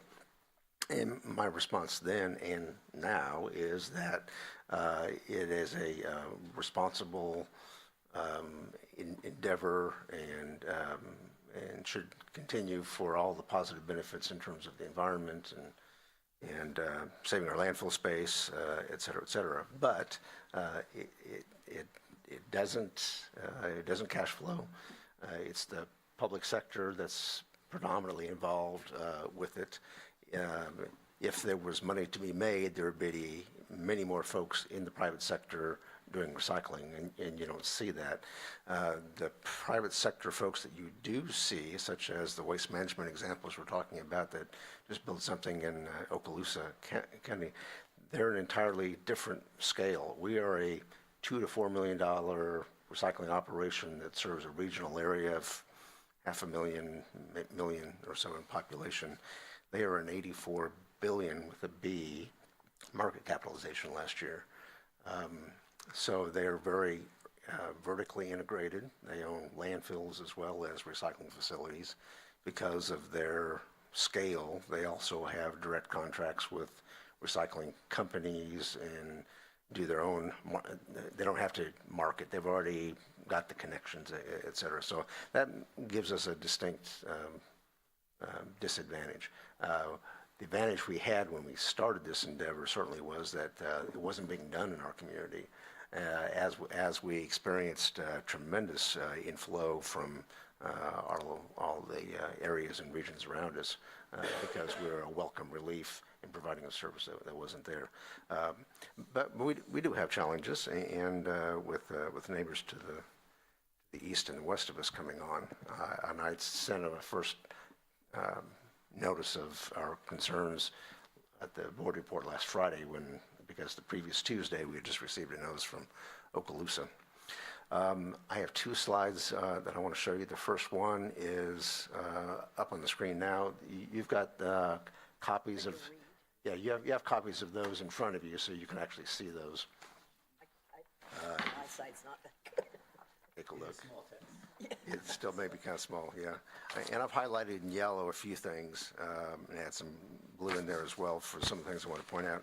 This first slide, it says sources and uses up at the top left-hand corner. It is really just a look at the program budget as we present it to you each year.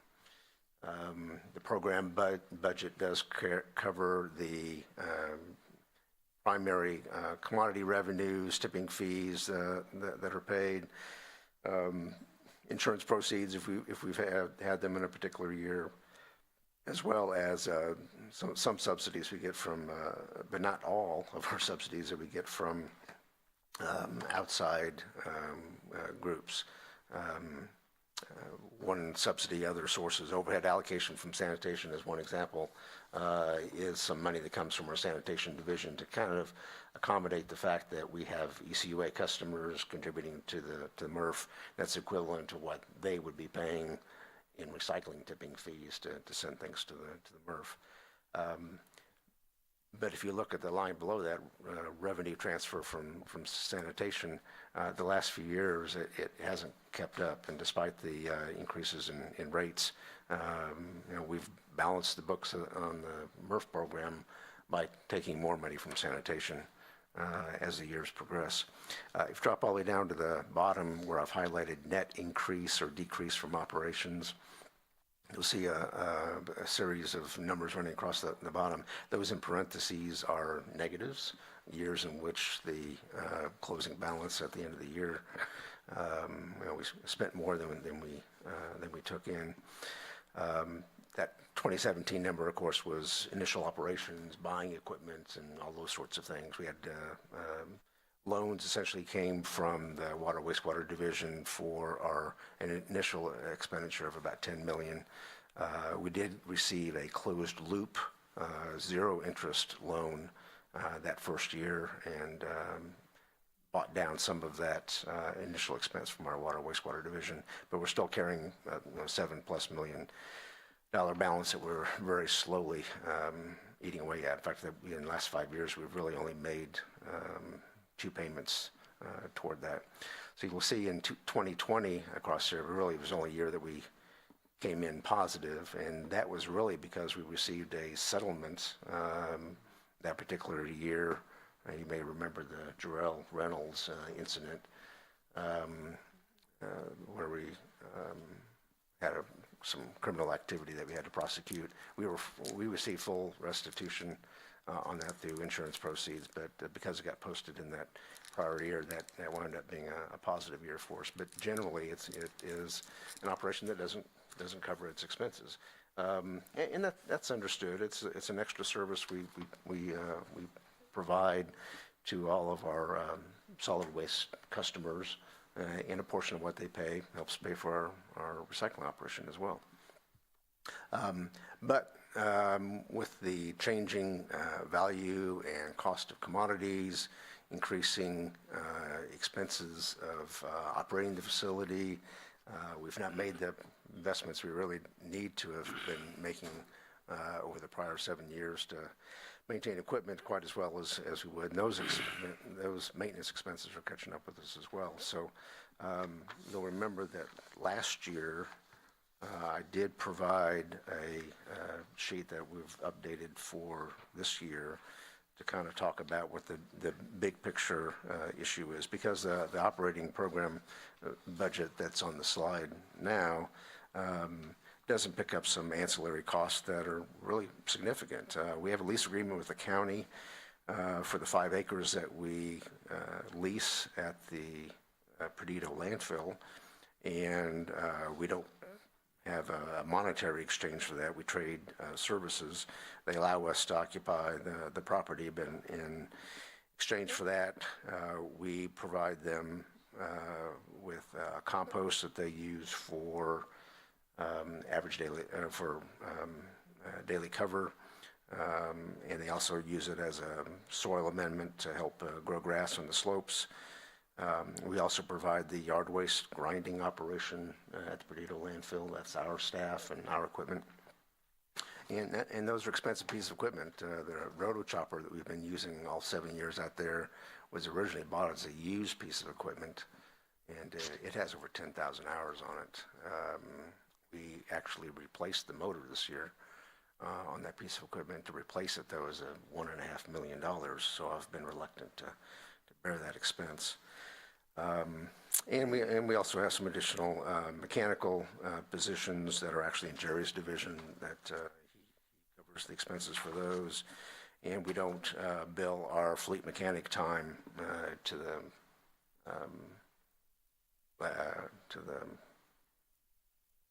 MRF when they're performing work on maintaining loaders and some of the other rolling stock. So those little things do add up over time.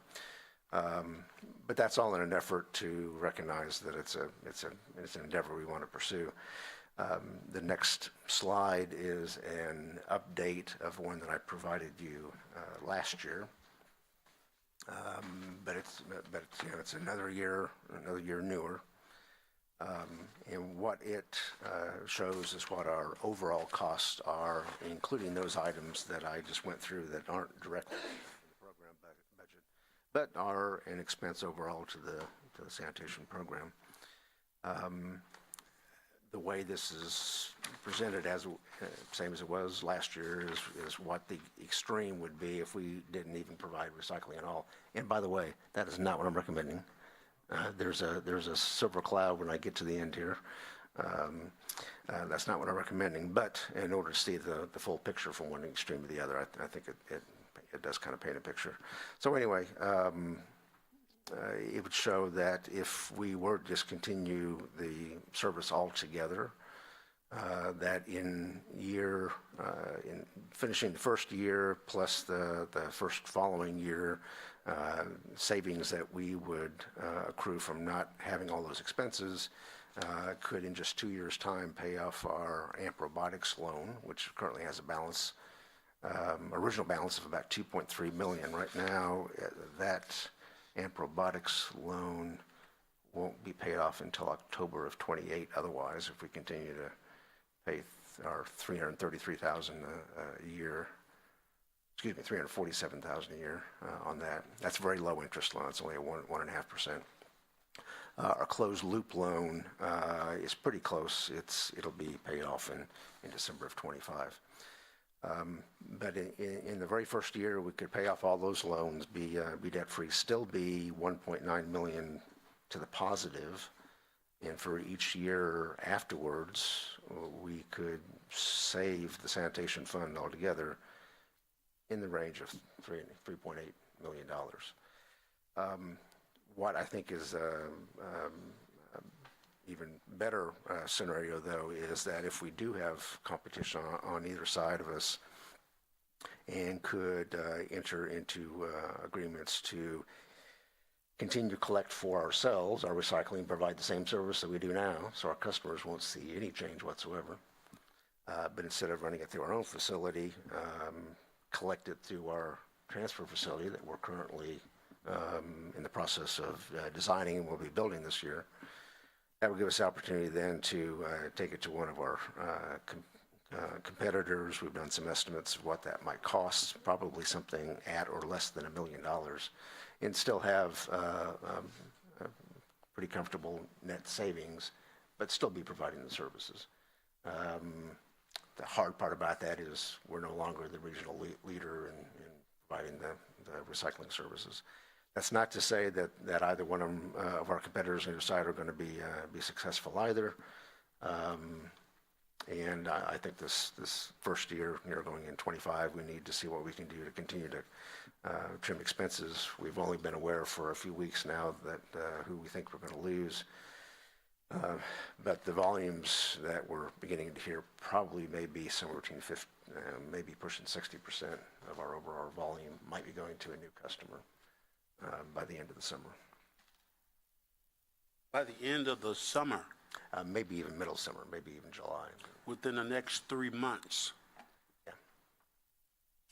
which Okay. is before fiscal year 25 even starts.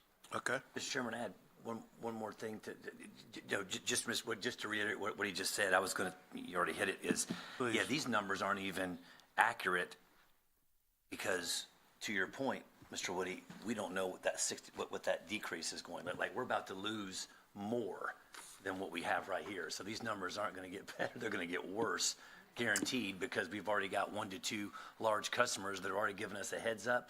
They're not going to give us their recycling anymore, which means that total operating revenue is going to go down even lower. Okay. But anyway, that's all I have. Yes, ma'am, just a moment. Okay, thank you, thank you. Ms. Lewis, Ms. Benson. Yeah, and I was going to say what Kevin just said when I want to tell you, I'm pretty blindsided by it.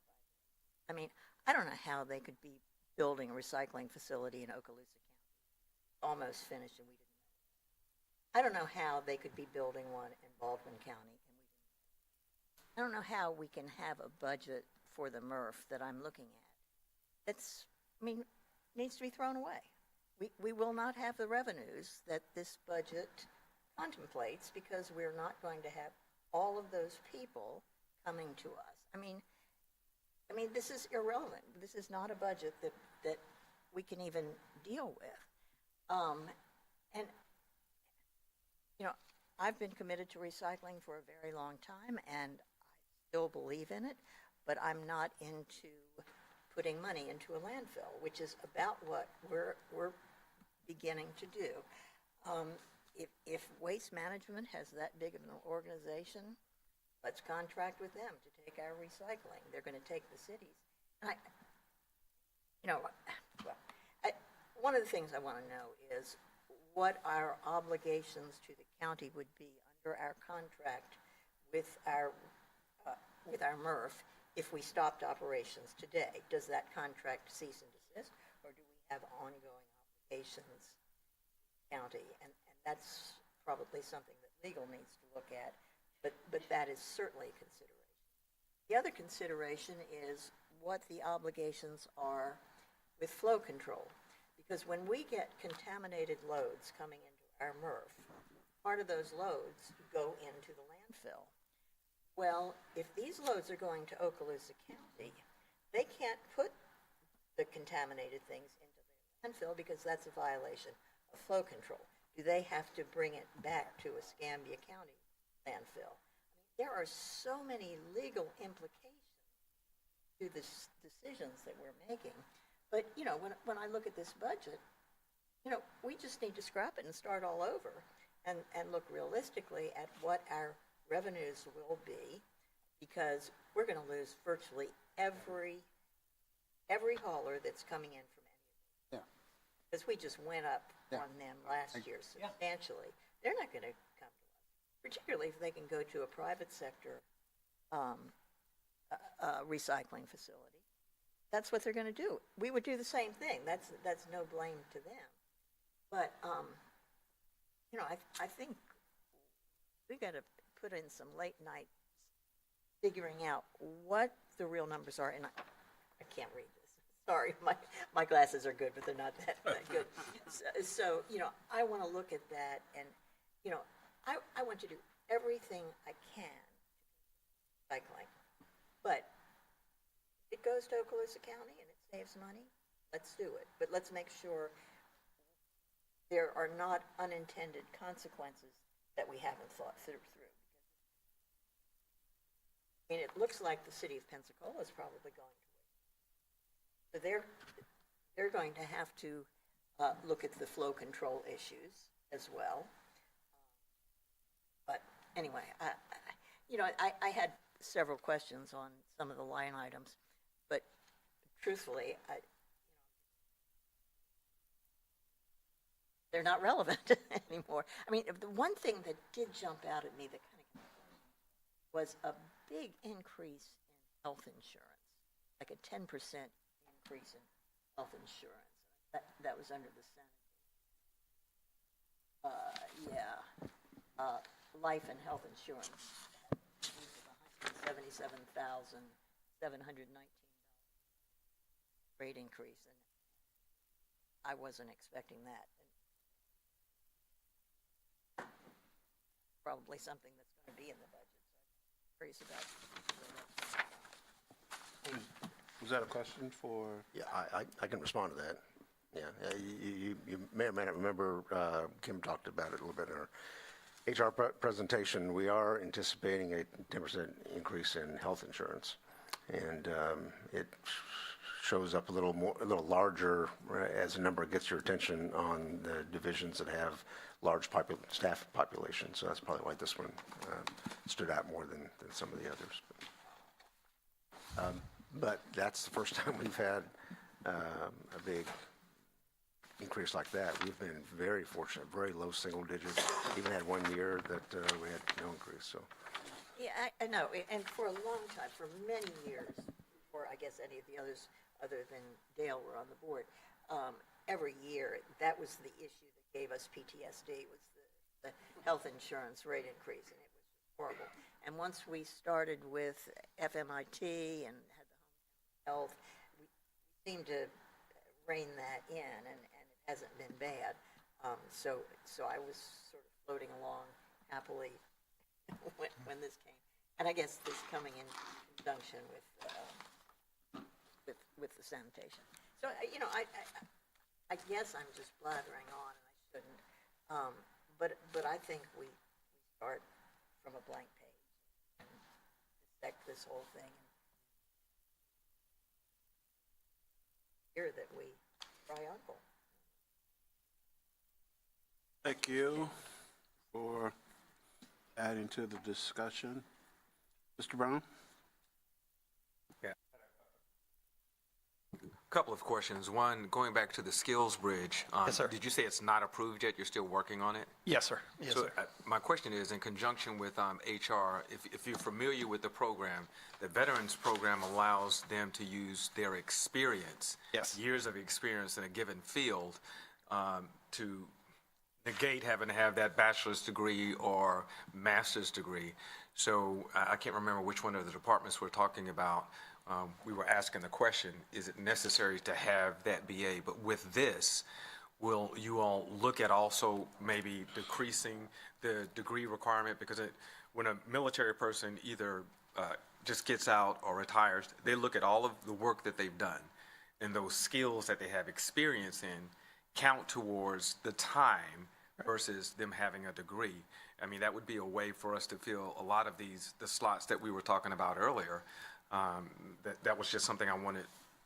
Maybe you can ask that question when you guys get to that point. Absolutely, 100%. The other question was about the ACS certification. You said you only have one individual, and that's across the board. It looks the same everywhere.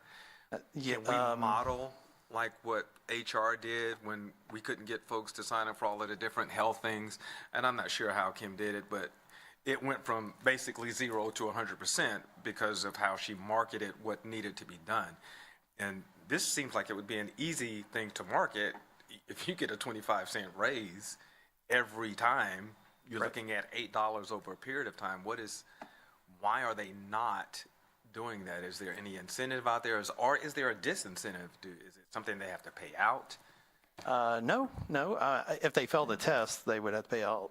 If they pass the test, we pay for the test. But I think a lot of it has to do with the failure of them thinking of taking a test and failing a test and so forth. But like I said, I'm going to start doing a lot of classes with them and so forth. We're going to do a lot of education, bring in people, myself too, and teach them up to the ASC certifications. Because like I said, I want to be part of the Blue Seal certification and around this area.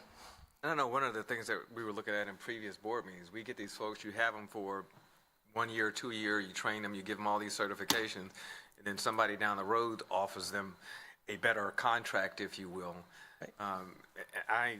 And everyone on the board feels the same way. How do we bridge that? We have absolutely no idea, but maybe more focus every time you look at one of these skills things and every time you get ready to hire. What are they seeing outside that we can compete with? Right. And I know that it's a money issue. It's definitely a money issue, but there has to be some other incentives that we can give them. If you're going out to the high schools, if you sell that correctly to that 18, 19-year-old young man or young woman about what it is now, but staying with us long-term. Right. That, discuss that, if you will, with that when you start, especially with the Skills Bridge, because there are a lot of folks using that veterans program here in the Pensacola area. Right. And they're filling top-tier jobs. Yes. With these folks who spent 4 to 8 years in the military. Correct. And got out, but they have the skills, but don't necessarily have the degree. And allow them to work 2 years, get your bachelor's degree or what have you. If we had a program like that, I don't think we'd have as much attrition as we currently have. And I mean, that's the only thing that I can think of about that. And the last thing that I was going to ask about was the recycling. And I know I'm in the lane with Ms. Benson. Every time I look at it, and this, just as she said, it was shocking. I was not expecting to see this much of a loss in comparison to what we've been looking at for the past 2 to 3 years. Everyone is moving to recycling, everyone, but they're finding a way to make money off of it. And if that means that we have to farm it out to someone else and pay them and cost us less and not be in the red, I think that's a very good idea. But I'm with Ms. Benson. I really like the facility. I wanted to keep the facility. I want all of this recycling done, because you can go through some neighborhoods and you can tell, based on the neighborhood when you ride through, who's got a can out there or several cans out there versus other neighborhoods that do not. Yeah, we need to definitely revisit that one from the bottom up. Correct. Whatever other information you can provide us with, concrete numbers, and I know that's going to be difficult, but something to tell us we need to move in either a positive direction to keep going, or it's time to, as Ms. Benson said, cry uncle and move on to the next way of doing business. That's all I have, Mr. Chairman. Thank you. Dr. Walker? My topics have been covered, thank you. Well, now, okay. Mr. Woody, at any time, too, I see where you're listed, but if you have a reply that's relevant to questions being asked, then make sure I note that and we give you an opportunity to speak. Okay, Mr. Kirshner? Thank you very much, Mr. Chairman. Before I came here 24 years ago, I had a client, big client. They were the sanitation collection company in San Francisco Bay. They were run by Italians. So you can imagine what their response would be when they had an accident and somebody wanted a lot of money. You know, the response basically was bury them. I like to talk trash, and that was told me by these trash pickup companies. Talk trash. I'm a big proponent of recycling. I always have been. We've fallen short on it. I'm not sure exactly why. It doesn't matter. We're just falling short on it. Well, when I was with the county, and David will remember this, our deal was a landfill, and Waste Management was chipping away. We'll take transfer stations and we'll go to here, there, and everywhere. And all I can say is, Waste Management, I'm not a big lover of Waste Management, and I think they're probably a very well-run company. They're putting, you're right, putting a lot of millions of dollars into these facilities. I don't see them as a good neighbor and with good neighbor policy. We come to them basically with almost with hat in hand, saying, "Can you do this for us?" I'm just wondering how much they're going to charge to do that, and maybe it comes down to, and Mr. Brown was talking about, recycling is becoming the thing. I think that it is.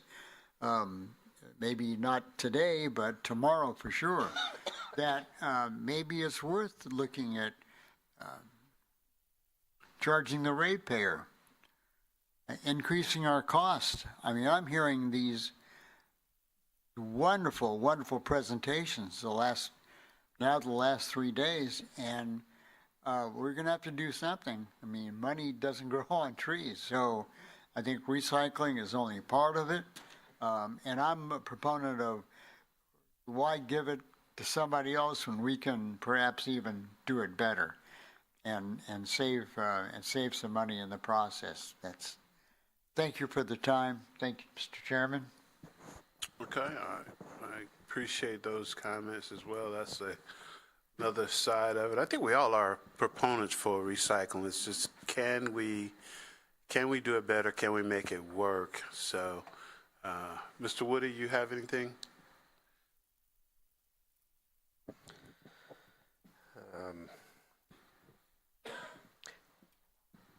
At the time that this budget was put together, it was based on folks we still had contracts on. I just notified you last week that we got a notice from Okaloosa County. Yes, we were not oblivious to the fact that they had been making investments. In fact, last year when I made the presentation to the Okaloosa County Board and discussed our rates, et cetera, at that time they were talking about the possibility of them, of there being one constructed, but at that time, they didn't know what the timeline would be. But yeah, we've gotten wind that they were under construction. We've got a couple different scenarios to pursue. We need to come back and show you the entire extreme, everything from get out of the business, stay in the business, and make it more cost efficient, run it fewer days, et cetera, to the other extreme of continuing to provide the service but use a different vendor for the recycle processing. Each of those has financial implications, have legal implications that we need to continue to pursue with our legal staff as well, and we will do that. Thank you, Mr. Rivera. Thank you, Mr. Chairman. Before I get to the recycling issue, real quick, the raises at $8, I guess it's 25 cents per certification that you talked about very early on. It seems like 20 years ago now. I hate to say it, but can we post it on Facebook? I'll say it over and over. Can we post those stories on Facebook? Oh, absolutely. Yeah, absolutely. Absolutely. Every time I come to the Yeah. mic, I'm gonna say, can we? So Oh, yeah. just be prepared. Okay. Wow, this is a lot to digest about the recycling, to say the least. And I think that what we have not set up here as a board yet is what do the ratepayers want? And I think we have to think about what the ratepayers are going to want. Is it a civic good to do this? Of course, but do the ratepayers want it? Do they want to pay more for it? And that's the better question, I think, sitting here on this board. I think about, do they want to do that? And how could we pass along savings to them if it's even possible? And that may be something that we kind of digest here. Maybe we turn the whole operation over to them, let Waste Management lease our facility altogether. I mean, at some point, if they're going to take over, maybe we make that as gentle for us as possible, and that's just something to think about. But I'm not so sure the ratepayers are going to want to pay more money to recycle. I'm just not sure yet. Anyway, that's all. Thank you, guys. Thank you. Ms. Ritz? Thank you, Mr. Chairman. Yes, ma'am. Quite a while back, I had read through some recycling magazines that my husband very graciously gives me, wanting me to encourage myself to better understand recycling. Okay. With that said, I noticed in the magazine that Waste Management was partnering with an overseas company of another nation for machinery. And I was like shocked at the cost of this machinery. But the machinery was going to be, do I dare say, donated to Waste Management. That was the agreement.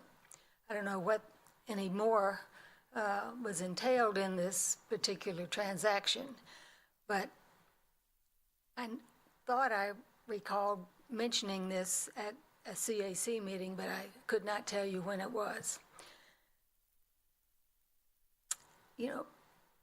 Have we ever reached out to any of these machinery companies to see if they would be interested in partnering with our recycling facility? I doubt it, because Waste Management has many facilities. That's really the comment I wanted to make. Partnerships are critical. Our government certainly looks for allies. and I'm not going to get into my political views about this, but it's good to have allies. Yes, ma'am. Lastly, I'm a firm believer in recycling, and I've said it before, and I think Mr. Stevens has, I've heard him reiterate it, and I think even Ms. Benson, about the need to be kind to our planet. All I can say is, why are people hesitant to recycle? I have one son that comes over with his recycling because he's upset with the city for stopping recycling. So now my can, rather than being, maybe half full, is now up to the brim with recycling. So, and he's, let's see, how old is he? He's in his mid-40s. Okay. And his mother is much older. How can you convince a population that's aging, America's population is aging, how can we convince the younger generations? Do they have to go and live in a foreign country to see what the recycling problem is in their rivers and streams? Go to India, you'd be shocked. But now India has decided to undertake a program of cleaning up their rivers because their fish were dying, and the fishermen were upset. The villagers along the river were upset. So I always say, wake up, America. Don't wait too late. I want to do my part. I don't mind paying. $3 is a generous, low fee for me to pay to have my recycling picked up. And by the way, having the newsletter saying exactly what is permitted was very helpful. So that's it. As you can see, recycling is a very passionate subject. Absolutely. So we have to have good information in order to make good decisions, because we will have to go back to constituents and listen to those who are as passionate as the board is about recycling. And we'll need to be able to speak in a dollars and cents manner about the issue. So what's the plan to revisit recycling? We're not prepared. It doesn't appear to have accurate information to make good recycling decisions now. So what's the decision on talking honestly, factually, about recycling based upon this new information that was presented today? Our budgeting process over the next few months, I don't think I brought my notes from Monday. I mentioned a few dates where we bring back the budget as a whole, followed by the following month for rate recommendations. So now that we have some numbers what we think how we might be impacted for those who might be going to other facilities, we will need to rerun and resubmit that portion of the budget. And we'll do that between now and our next budget meeting. Okay, thank you. Then a few questions. Did you say the fleet trucks were built in 2000, year 2000? 2012, sir. 2012, okay, 2012. good. Yes, sir. They got a few more years on them then. Oh, boy. And you said,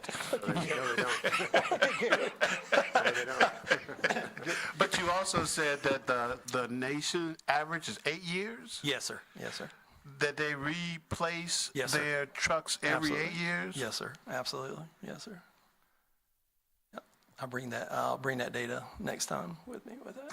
And Willie, the oldest 37-year veteran, I don't know what his job is other than being the senior-most mechanic, but I see his job as being one that makes sure everything he knows does not leave the shop when he does. Correct. So I'm hoping that He's a supervisor. who does nothing but trains and teaches and preps the next 2 to 3 supervisors after him. 100%. That's Willie. If you ever come by, he'll Okay, good deal. Definitely And does then that. you were talking about Tampa and Sarasota.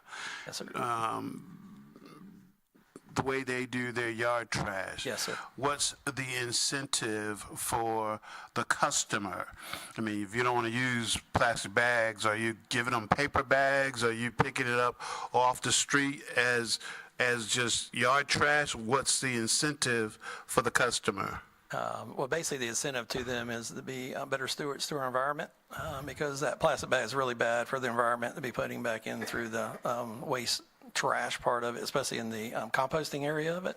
But a lot of them do, if they will get the plastic bags, which, we do have a plastic bag program here that we started many years ago. We go out and put these plastic bags out as a, to educate. The paper bag, I'm sorry, the paper bags. The paper bags out to educate people that this is the best way to recycle, yard waste. But of course, the people in Tampa and Sarasota County also use reusable garbage cans. We'll pick up from reusable garbage cans and dump the yard waste in the back of the truck and so forth. Okay, because based upon our bulk item pickup, Right. being good stewards is not enough to change policy. Right. So we need to make it as convenient Correct. as possible and leave the good steward part out. Right. Bulk item pickup is still an issue. And I don't think we've talked about that enough, where how are we going to yet still clean up neighborhoods with this new policy? Because good stewardship and neighbors not being able to call in for neighbors, we're still having mattresses on streets in certain areas, particularly where there are high turnover for renters and those kind of things. So what can we do? I mean, we're now talking about the budget, and I don't want to go forward with this problem not being corrected. No, absolutely. And to your point, about 2 or 3 meetings ago, you brought up a really good point about, is there a mechanism in which we can use that when the sanitation workers already out there picking up their regular trash, is there a button or something that they can push or something to let us know that they have a bulk item there? And then this way we can see which ones called them in and which ones didn't call them in, and then we can do a courtesy call to educate the customers that, hey, did you want this picked up? And if they say yes, then we can educate them, this is how you need to do it going forward. But we are in a process right now of looking at establishing a button basically on there so that we can, our sanitation workers can be able to do that. So that was a great idea, by the way, that you brought up about 3 months ago.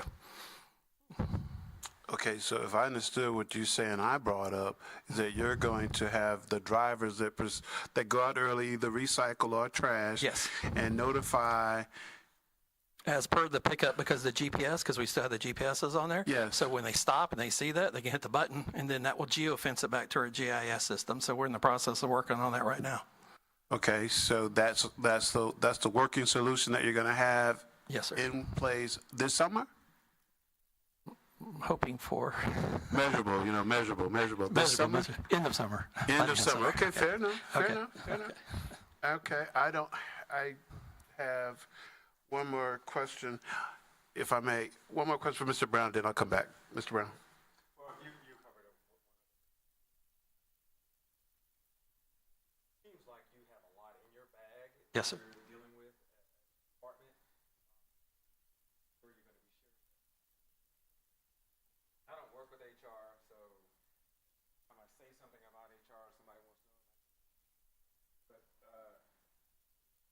was a year ago, and then a year before that, how the programs were set up to incentivize people, the health things, whatever they were, or when they transitioned out, when they were leaving, why are you leaving, what did we get? I see with our rate of attrition at the younger level, you only mentioned one Willie, so I'm assuming there's not 10 Willies out there. So if Willie were to leave, I'm just using him as an example. What do we have in place that's going to help with that transition? Oh, I'm so sorry. With that transition for the new folks that are coming in.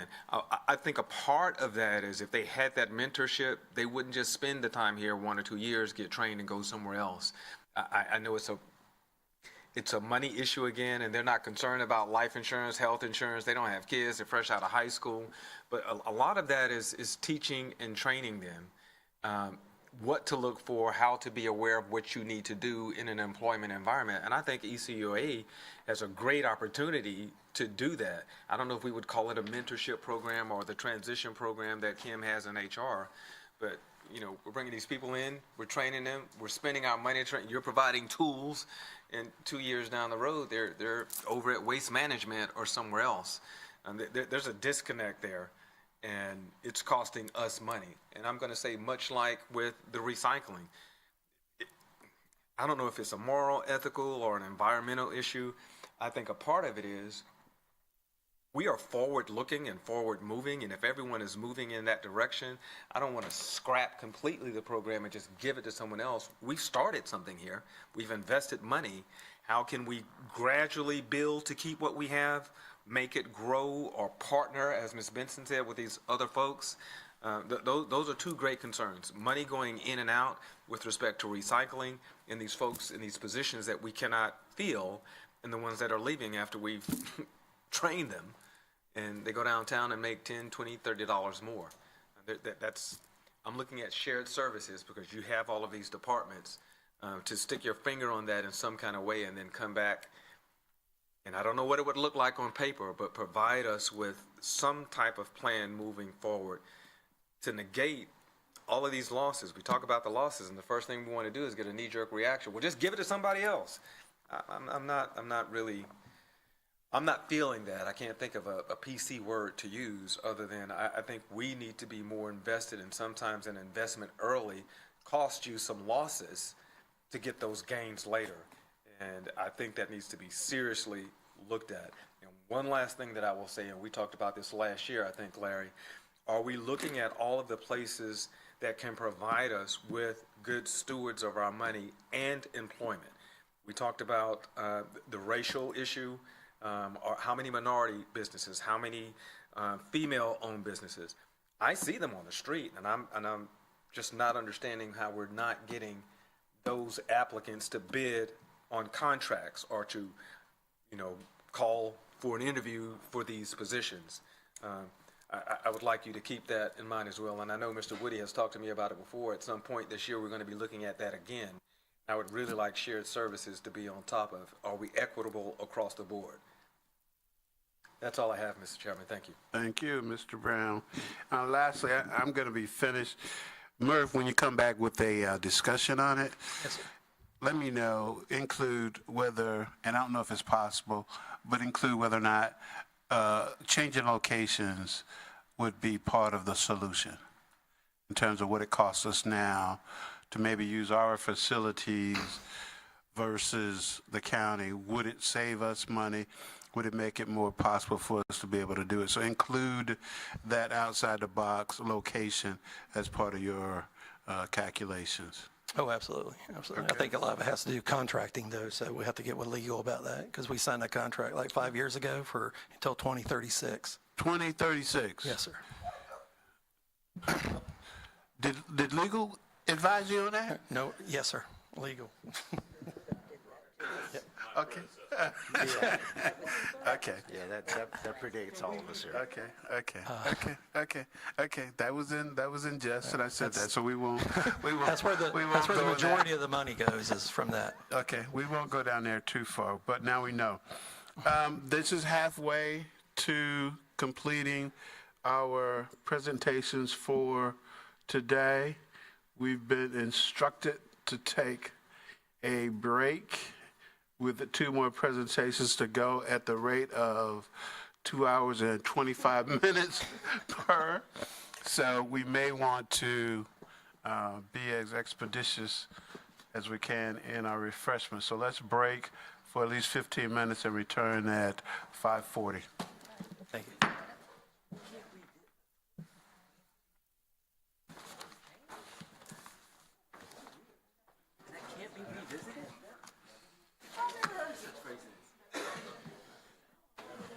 You'll have to go to your...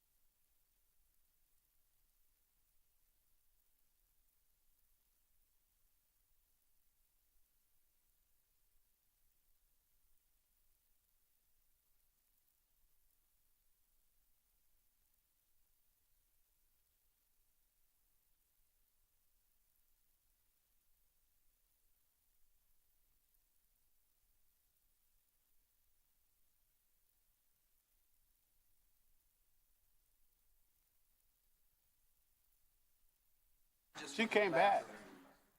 She left again, but she came back. So she's here. She'll be right back. She'll be right back. She's out there making a phone call, I believe. I see her. Okay, so I don't necessarily think we need to wait for her, depending on, because I don't know how long she'll be. And they are chomping at the bits to get started. Again, emailing loved ones saying, don't wait up for me.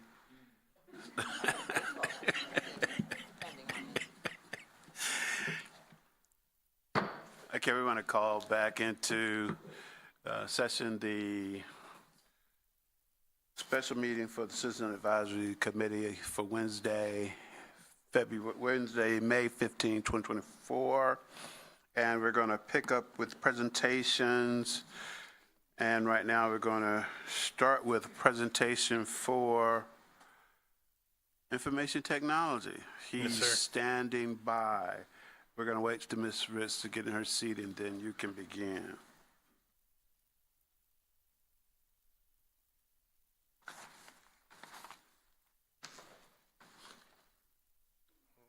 Mr. Chairman? Yes. Right. Good evening, everybody. I'm Hamid Razay, the Director of Information Technology. Thanks for having me this evening. Starting off, I just wanted to give a quick breakdown of our personnel. We currently have 13 positions, Director of IT, myself. We have 2 information systems managers that report directly to me. One of them, Steve Smith. I'm sure everybody's interacted with Steve. Steve's already a first ballot ECUA Hall of Famer. Great guy to work with. In addition to managing the infrastructure, I'd like to think he's our public relations guy. You know, he has a nose for knowing what's going on throughout the organization. And then I have Amy. She's more my operations manager. She keeps an eye on our budget, manages the help desk, paperwork, that type of thing. Then we also have a help desk supervisor. That position basically, keeps an eye on the help desk, make sure calls are getting answered, make sure the help desk is manned. We have 3 information systems specialists. 2 of those specialists focus on desktop support, basically just common desktop issues for users. Things like fixing monitors, manually updating computers when needed, things like that. And then we have 1 information system specialist that primarily focuses on PC replacements. He manages the whole process, orders, specs, brings them in, images them, and then delivers them to the customer. We have 2 information systems technicians. They basically answer the phone. Their goal is to grab as much detailed information as possible about the issue, and if it's not something that can be solved rather quickly, get a work order created and get it assigned to the correct person. We recently upgraded. We had 2 application support analyst positions. We recently upgraded one of those positions to senior application support analyst. Application support is something we are trying to grow out. We've noticed a real need throughout the organization for what's referred to as BI, or business intelligence, and advanced data analytics, so people can make better, data-driven decisions. So how an application support analyst helps with this is most of the modern ERP programs, have reporting features. So, people really got to get out there and master these programs in order to build the best reports. We've also been creating many executive-style dashboards that show live data. Like, for example, at sanitation, we're showing live data now on work orders, and, when they're getting completed. So just across the board, we're really trying to build out that program and basically help ECUA make much better data-driven decisions. Then we also have 2 computing infrastructure support managers. One of these positions is basically our network administrator. He keeps all the network equipment up to date, fixes any issues. And then the other position is more of a server update and internal auditor. He audits all of the servers, makes sure they're all getting backed up properly, and then just keeps an eye out for any work that needs to, or any work that's not getting done, at a higher level. We were fully staffed for quite a bit, but we just recently did lose somebody. We normally have a handful of people in line that are expressing interest, and that hasn't changed. We've had a lot of luck. I wouldn't really want to call it recruiting, but we've brought in some amazing candidates from customer service. I know Gabe may or may not like that, but they make the best entry-level IT people because they already know the environment, they know the systems, they know the software. We already can tell that they've, established themselves at ECUA. They're going to be here for a while. And then, Gabe's already instilled, manners and discipline. So we're reaping the benefits off Gabe's good leadership. Thanks, Gabe. And then we also have a lot of luck off LinkedIn. I have a pretty large following on LinkedIn. I keep my LinkedIn page up to date. I post pictures when people get certifications, things like that, just try to promote the image of our department.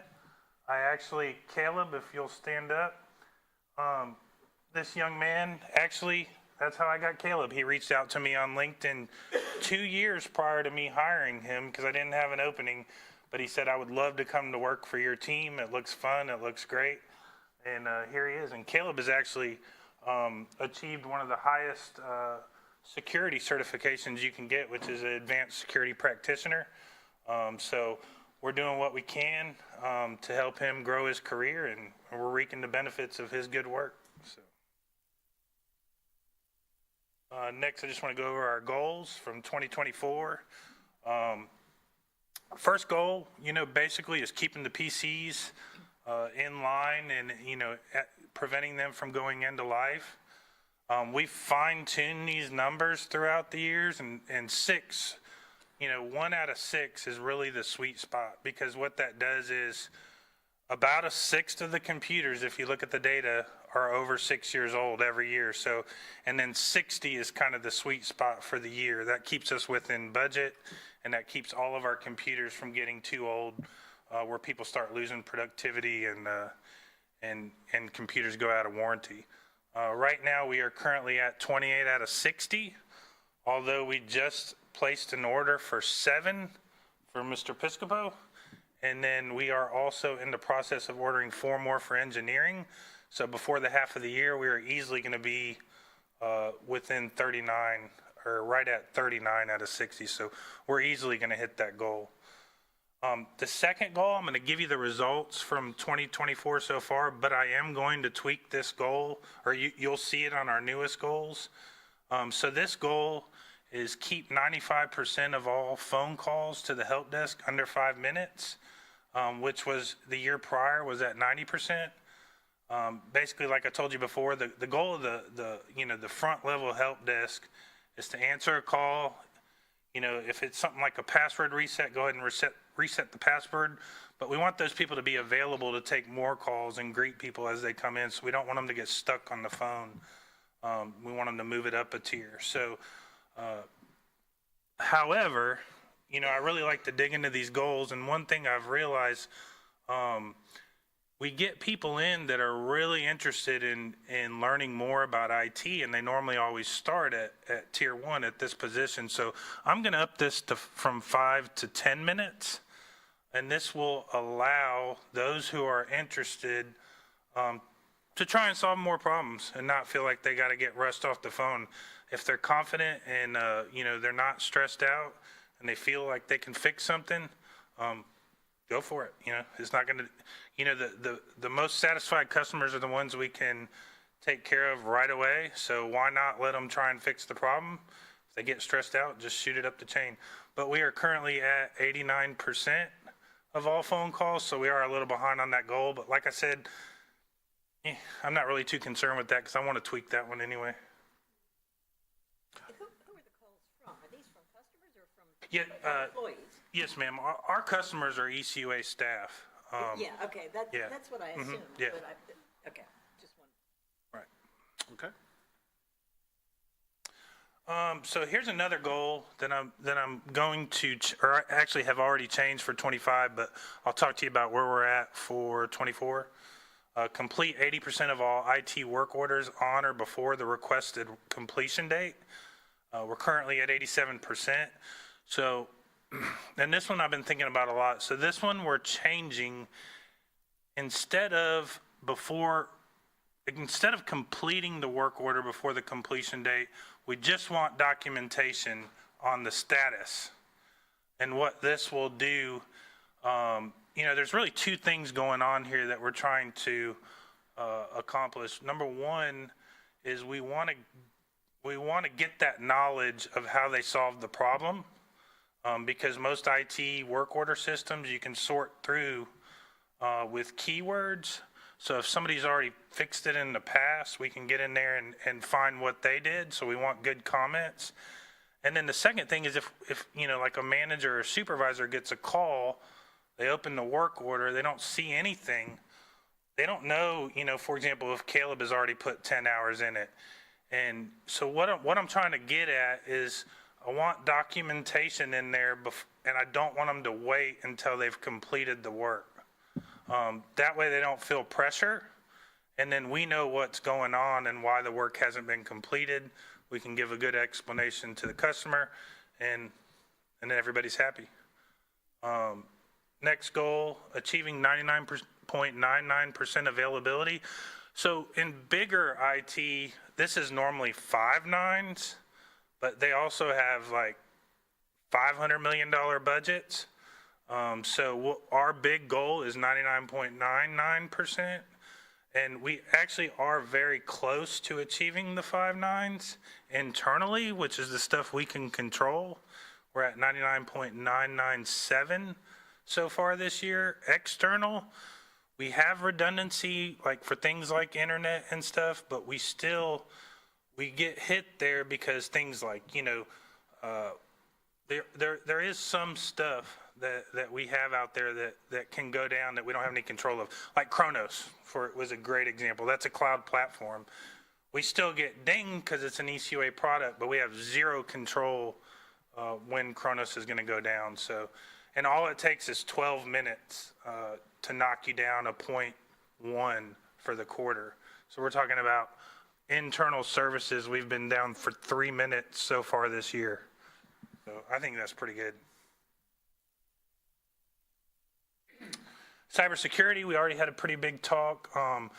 We're still kind of figuring out, cybersecurity is constantly changing, constantly, you're going to have new equipment, new goals. So we're still trying to figure out a way to provide good metrics or at least part of them. Obviously we don't want to report on everything in a public setting.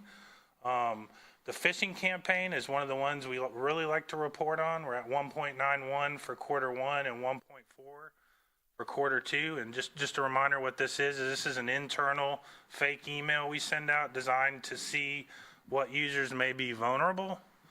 And then we also added the annual training and the cybersecurity training for new hires in order to meet all the requirements of the Florida Cybersecurity Act. So we're really ahead of the game there, because technically we're not even required to meet those acts, but not only are we meeting them, I feel like we're thriving because, I feel like we're ahead of the game at least a little. I don't want to jinx myself, but I feel like it's become important. Our leadership supports it, allows us to pursue new products. There are many organizations who prioritize performance because, I'll be the first to admit, the more secure you get, the less convenient things can become. But I think in the long run, entering in that second factor is much better than having to shut down the shop for a week because all of our stuff is encrypted with no key due to some ransomware attack. So I feel like we have a happy medium. I don't feel like things are so tight that you can't use them, but I also feel like anybody who snoops around our network would probably go somewhere else because there's much easier targets. Yeah. Storage and infrastructure, basically, we have a spreadsheet of all of our equipment, and we're identifying stuff that's end of life and getting it replaced on a rotational basis. So far this year, we've performed 2 VMware upgrades. That's a big event in IT. VMware is not easy to upgrade. We also upgraded all of our phone servers to the latest version. And we had 2 Gen 9 ProLiant servers. These are the big hosts that provide all the meat and potatoes to the to resources for VMware. We replaced 2 of those this year. And we also, one of our long-term goals is to get all of our what we call spinny disk, but it's hard disk drives, and convert it all to solid state storage, which over the course of a lifetime will pay for itself, because mechanical storage with moving pieces, especially the enterprise grade stuff that's like 10 terabytes and over, goes bad. And those hard drives are not cheap to replace. Whereas solid state, if you research it, solid state drives can go bad. However, if you look into why they go bad, they normally only go bad when you delete stuff off of them. And because of the what we're storing on them, we very rarely, if not ever, delete anything. We save everything. So by slowly replacing all these hard drives to solid state will only save us money in the long run. And not to mention the performance, it's drastically. I mean, if you put a solid state drive into a laptop that had a hard disk drive, instantly you will see, it's kind of like back in the day when you used to upgrade your RAM, like you will see instant performance increases. So, and we do have solid state drives on all of our desktop PCs now. Disaster recovery kind of goes hand in hand nowadays with cybersecurity. So we've already tested our failover internet, and we've actually seen it work live too, because we did flip over a couple times due to some of the weather. And then we constantly audit all of our server and data backups. And when I say constant, I mean every day. We check those jobs, and that's documented on operator checklists. And then we also quarterly go back and look at the backup plans for ERP and all of our other applications. And then we just finished a 1.5 year long project to actually comfortably get rid of, or safely get rid of all of our old physical tape drives. For the AS400 or Power 10 system, we were still using the tape drive backup because it was the only thing out there. We did a lot of research and found what's called a laser vault system that uses virtual tape drives, which are equivalent to a physical tape drive. And I'm not an opponent of tape drives. They are very reliable. However, the problem with a physical tape drive is I can't replicate it all over the place. And nowadays, you want to have more than one backup at more than one site. So by switching that physical to virtual, now on the drop of the dime, I can take all of our customer data and then copy it over to CWF, and then put an offline copy at Godwin, and just have it tucked away just for a rainy day. And then this is another big one, like we were talking about what's referred to as BI, or business intelligence, or executive dashboards. This is the hot new trend. I know Mr. Fitzpatrick is huge on data. So we want to continue to grow out and develop our applications and make sure we're getting the most bang, that we can for what we're spending on them. Because some of these applications that we're spending money on are very sophisticated and have some amazing features, but because nobody's really mastered them, we can't take advantage of that stuff. So that's our mission when it comes to app support. That's why we upgraded. We were super blessed to find somebody with some amazing programming and SQL experience, which is very hard to find. That's why we upgraded that position to senior level right away, so he can mentor and teach and have some separation between the other analysts. And just since this past year, since we've started dabbling in some of this new reporting, we've made 41 SQL and HTML5 reports.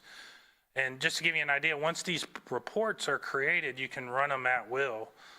So, if like Brian Reed wants to see the certain features on a meter, he has a pre-created report that will show the statuses he wants to see. So he can run that report at will after we create it. So it's pretty cool stuff. It's the future. It's where everything's headed. Everybody's going to want live dashboards with all the tools, right at their fingertips. So we want to get out in front of it and be experts, and then, keep our customers happy, which is ECUA staff. And then this is a new goal I'm creating for 2025. So we do a really good job of training.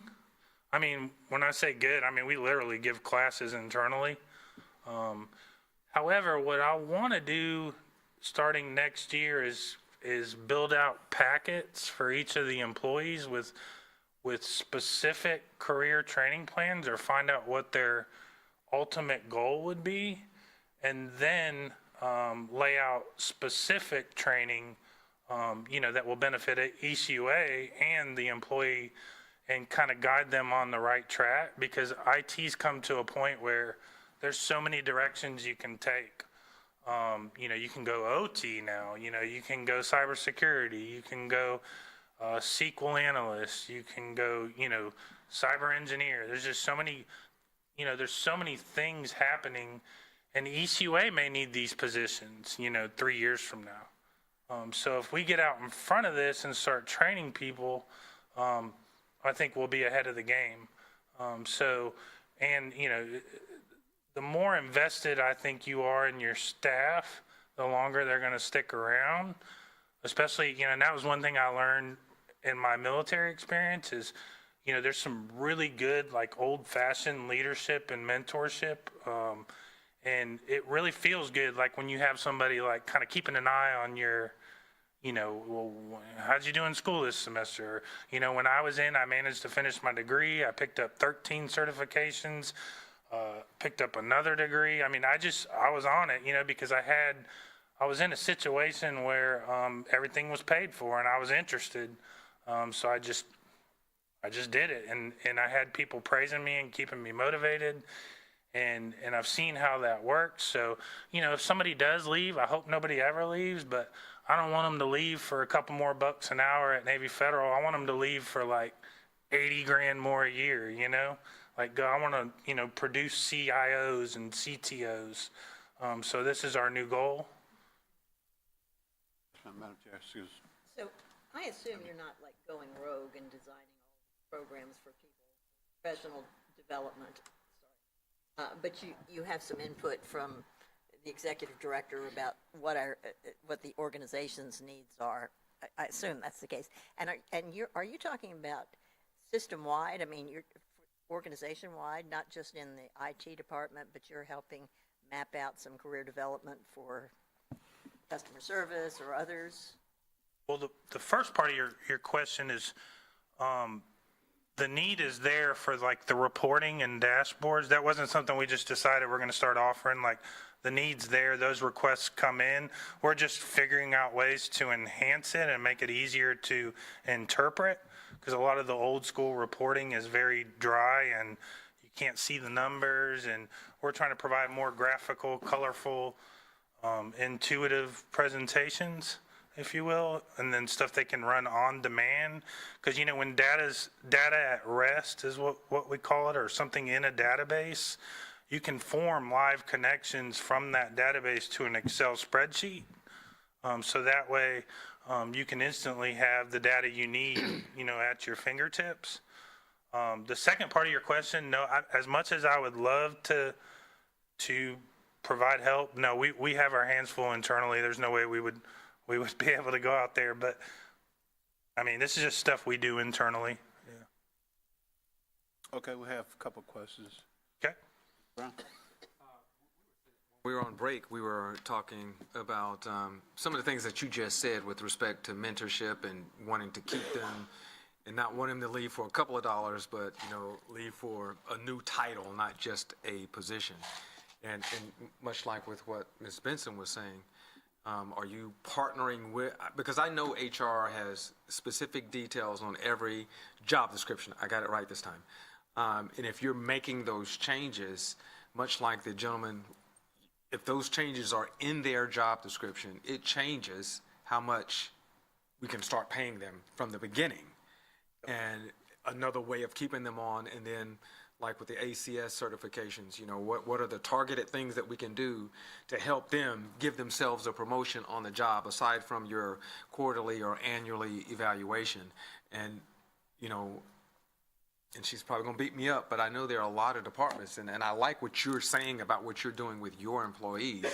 And I'm sure she has some information like that, and what she doesn't have, share with her so we can do that across the board.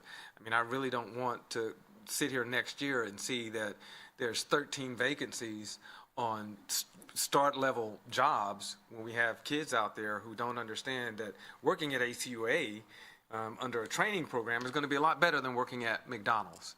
And so whatever it is you're doing so that HR and the other departments can replicate it.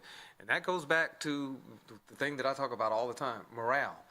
If morale, and I apologize for you using this word, but if morale sucks, output, customer service, what you do on the job, safety, all of that is going to be affected in a negative way.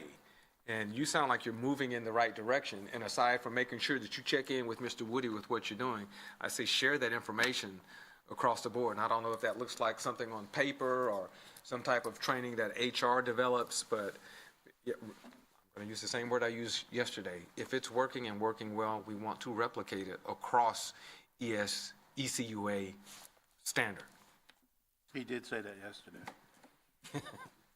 All right, continue, please. Yeah, just a quick comment on that. I mean, Kim's been amazing help for me because I come with her for, with ideas, and then she teaches me how to bring those ideas to reality.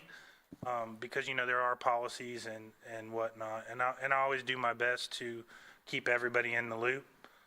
So, I definitely don't want it to come across like I'm just out here, going rogue and doing my thing. But no, I always call Kim. She's always very helpful, and Mr. Fitzpatrick and Mr. Woody. I mean, anytime I need advice or need to know if it's something I can sign or if it's something I can do, I push it up in the proper channels. Great answer. We'll be looking for you just like that gentleman from yesterday. Thank you for your service. Thank you. No, I wasn't serious. I thought you were going rogue. No, I mean, it actually. How you chose which avenues to take. So. Yeah, no, I mean, it sounded really cool, but I also really love my job, so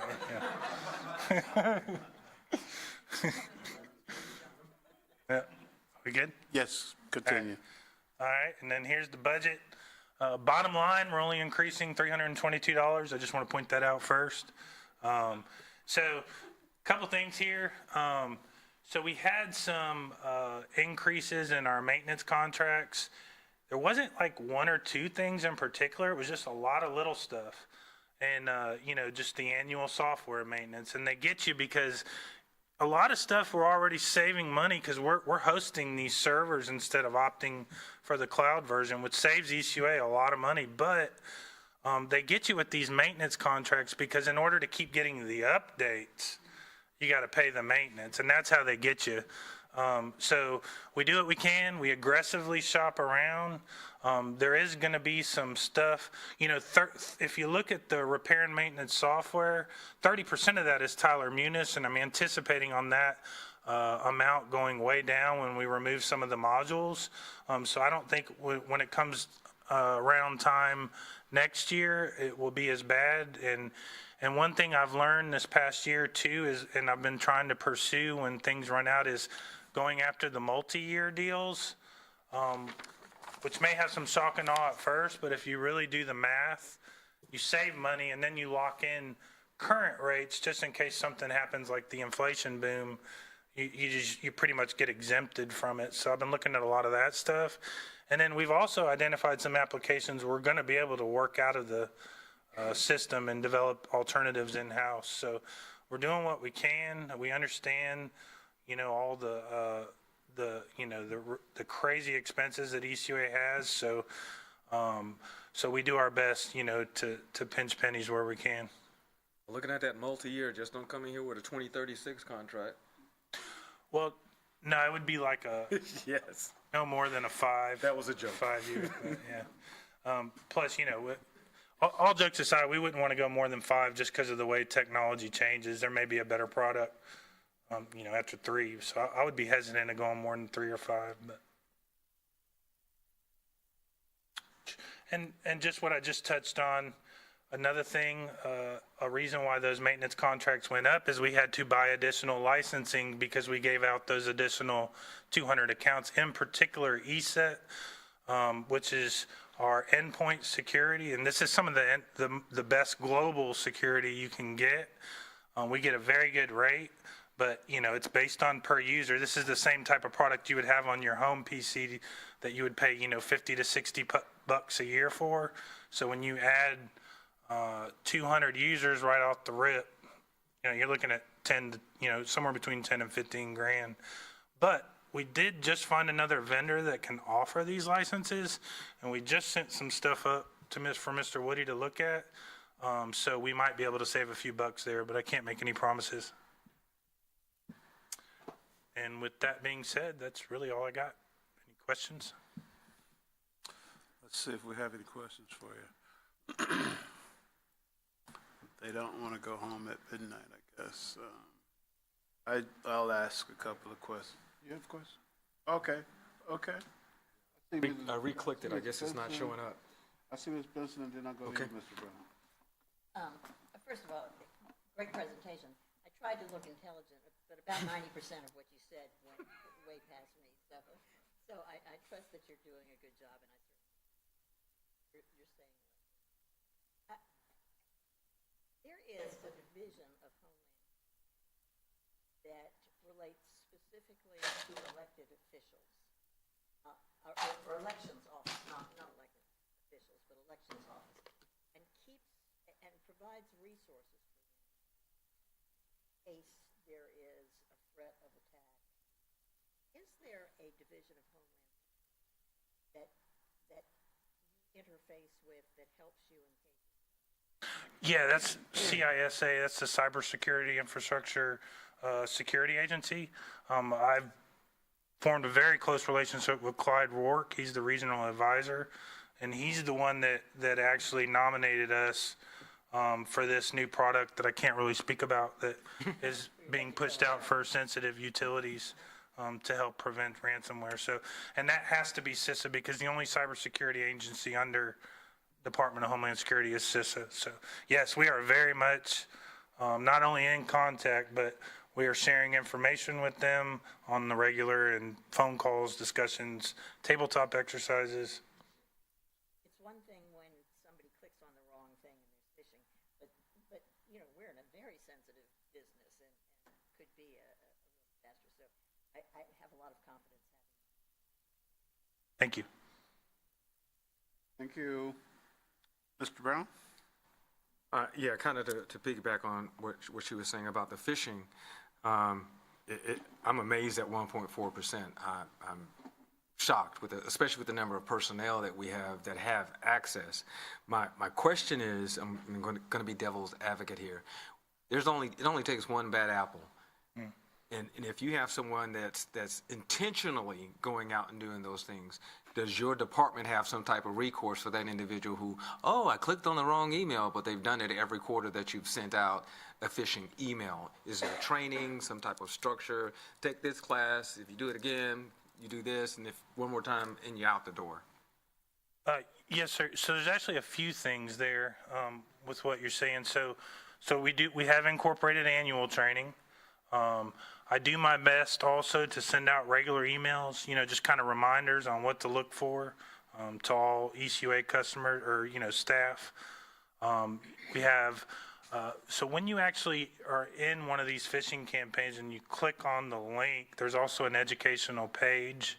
And then also, so we did some auditing with Department of Homeland Security just to see what we call it a payload in IT, just to see what the payload would be able to do on somebody's computers. And what we did is we peeled we took one PC, we peeled all the security off of it, down to just Windows Defender. And then we sent a malicious email to it, very similar to a lot of the ransomware initial stages that are going around. And then we peeled back all of our policies, all security for this one PC and clicked the link and let the payload launch, right? And just to see how far they would be able to go. With that being said, they weren't able to get past that one PC with the other stuff we have. So there's never going to be one thing that's the end all be all, but it's a combination of things. And it's, teamwork with other agencies, and it's staying on top of it, being interested in it because it's always changing.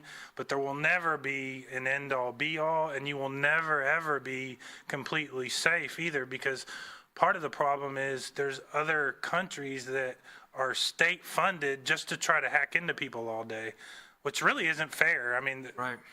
it's not fair, really. Said not fair? I don't think so. Okay. I mean, you're talking about government-sponsored, getting a paycheck just to try to hack into, United States or Canada or other NATO countries, So it's tough when you can't compete with that. I mean, tough. Because that's the only really thing they can do to us that won't trigger an immediate military response. If they try to throw some bullets or missiles at us, we're going to respond. But Yeah. with cyber, it's like, well, they're trying to hack into us, but we're just going to sweep it under the rug. Because we don't want to start World War III over ransomware. Yeah, but bullets can miss. Ransomware could destroy a whole company. Right, So- but it's just a really tough situation. But on a positive note, I think if everybody's on board and everybody's willing to stay secure and stay, educated on it at least a little, and it's just best effort. And like I said, there's so many people that are so far behind, it's unfortunate. But I think by keeping everything tight, people are going to look for something else. They want the easiest target. Along with Ms. Benson, I feel secure. Very good. Though Very good. I don't know where to go on my computer or my phone half the time. Yeah, and that's not just me, that's the entire staff. I mean, we just have very, very talented people that are really doing some amazing things. Thank you. Thank you. Okay, I don't see any more questions. I'll just ask a couple, and that is storage space needs. You say you use physical space for storage device, cloud storage? Or the question is, how do you plan to meet your storage space needs? Well, we have to stay out in front of it because, to have the best backup methods, every terabyte of data that you need to back up is really 4 or 5, because you don't want to have just one spot or this or that. But just getting creative, finding great deals. There's a lot of national and state contracts that you can normally get pretty close to the best deal on storage. And then, you also have to be careful who you're buying from. So, there's a lot that goes into that. But basically just staying out in front, having a good game plan, constant auditing, taking a look at, and another thing you really got to look at, especially with your backups, is making sure that servers that got decommissioned, you don't need to keep those backups no more if the server's not in play. As a matter of fact, that can actually be very risky because you may go to do a recovery and accidentally, back up the wrong, or you restore the wrong server. So there's a lot that goes into it, but just staying out in front of it, having a good game plan, budgeting appropriately instead of waiting until everything goes out of, end of life and asking for $500,000. We'll just ask for, 100 or, 50 a year or whatever for storage. That way we stay out in front of it and it's not ever a situation where we got to try to break the bank or anything for storage. How do you do all of your upgrades yourself in terms of storage, network, and so you're doing all that in-house? Yeah, we actually, myself and a couple other people refreshed the entire network internally. We installed everything. Okay. I imagine that saved ECUA at least $250,000. I don't know if you saved that much money, but anyway. No, really, we replaced 16 stacks, and about 88 network devices internally.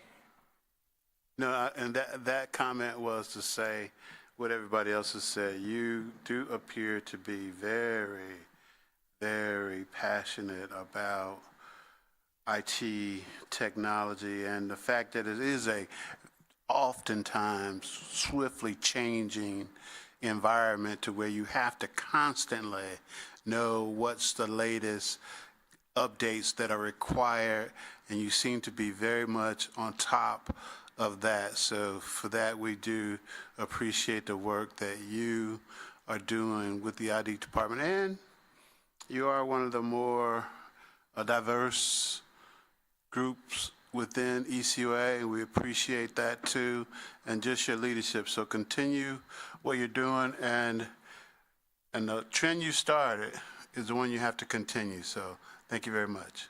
Yes, sir. Thank you. Okay, very good. We are on the last stretch of the race, and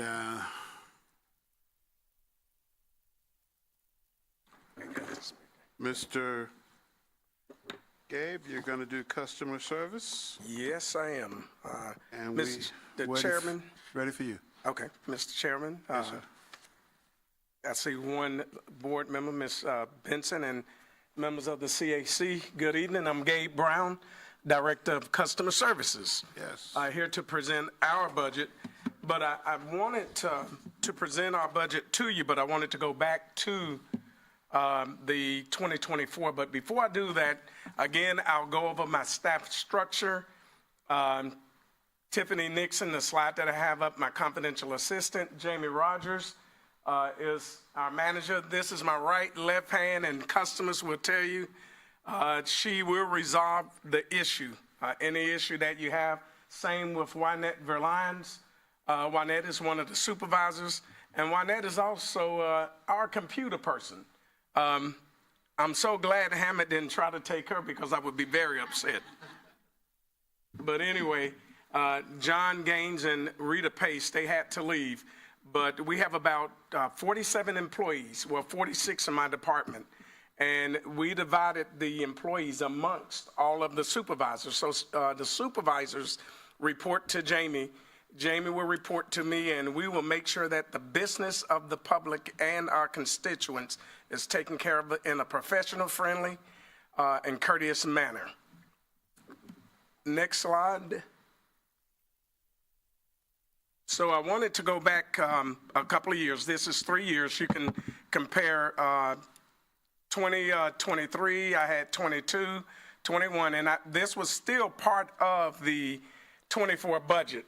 And I just could not finish 2023 budget because we were just starting part of 24. It was October, November, and December. So looking at that 24 budget, that should have been 23, it was 407,000 calls received in 2024. We answered 353,930 calls. And right now, with the change of bulk pickups and customers exchanging garbage cans, our abandon rate is at 10%. My hair is gray because of that, because I really get antsy when we're losing calls. But when you think having 6 employees down, for these employees to come in every day, the phones are busy from Monday through Friday. We haven't seen it like this since Santa Rosa. So 6 employees down, answering those calls, they are still up compared to the prior year. So when you're looking at 314,000 compared to 407,000, we went up 17% with bulk pickups. Right now, we're tracking 25% this year over last year in bulk pickups. What does that mean? Excuse me, what do you mean you're tracking? What I mean I'm tracking is we're not completed with the 2024 budget, but for the 7 months in the 2024 budget, we're already 22% over the 2023 budget in bulk pickup calls. So by the time we finish September 30th, we'll probably be at about 140% increase in bulk pickup costs, because remember, that used to be an actual pickup. Customers didn't have to call in. I was prepared for it. I never forget Kevin's board member Steven sitting there, and he said, Gabe Brown, are you ready? Do you have enough people? Yes, we do. But at that point, 2 of my employees went to engineering, 1 employee went to IT, and then a couple of employees went to other agencies because they said, this is a customer service I've never seen before in my life. So I've been speaking with HR, and they've been backing us up, because it's a lot that goes on in customer service, you guys, that I don't think a lot of people are aware of. So I wanted to start with the calls, because that's the biggest thing people think we do in customer service.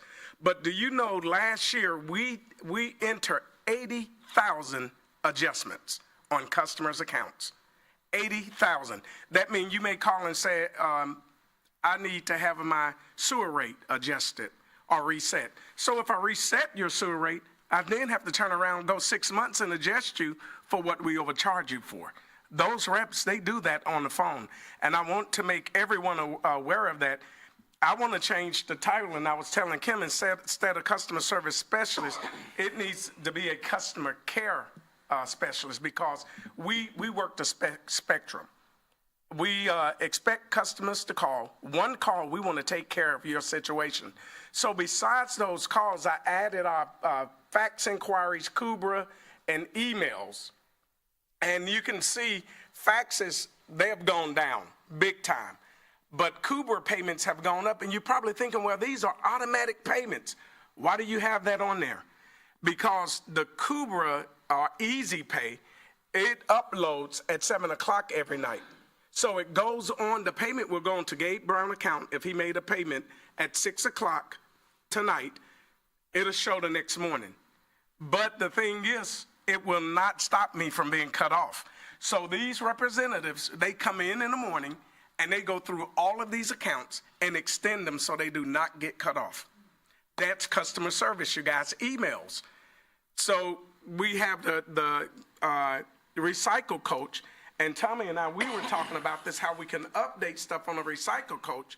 Right now, what the Recycle Coach does, it doesn't send an automatic work order. It sends another email to customer service.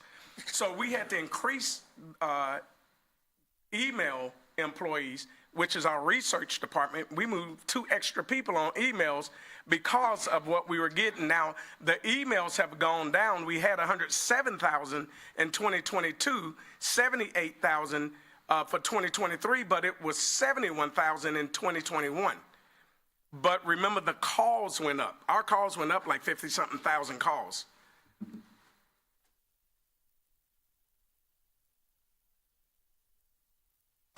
Moving along with that, we have what we call our walk-ins area, you guys.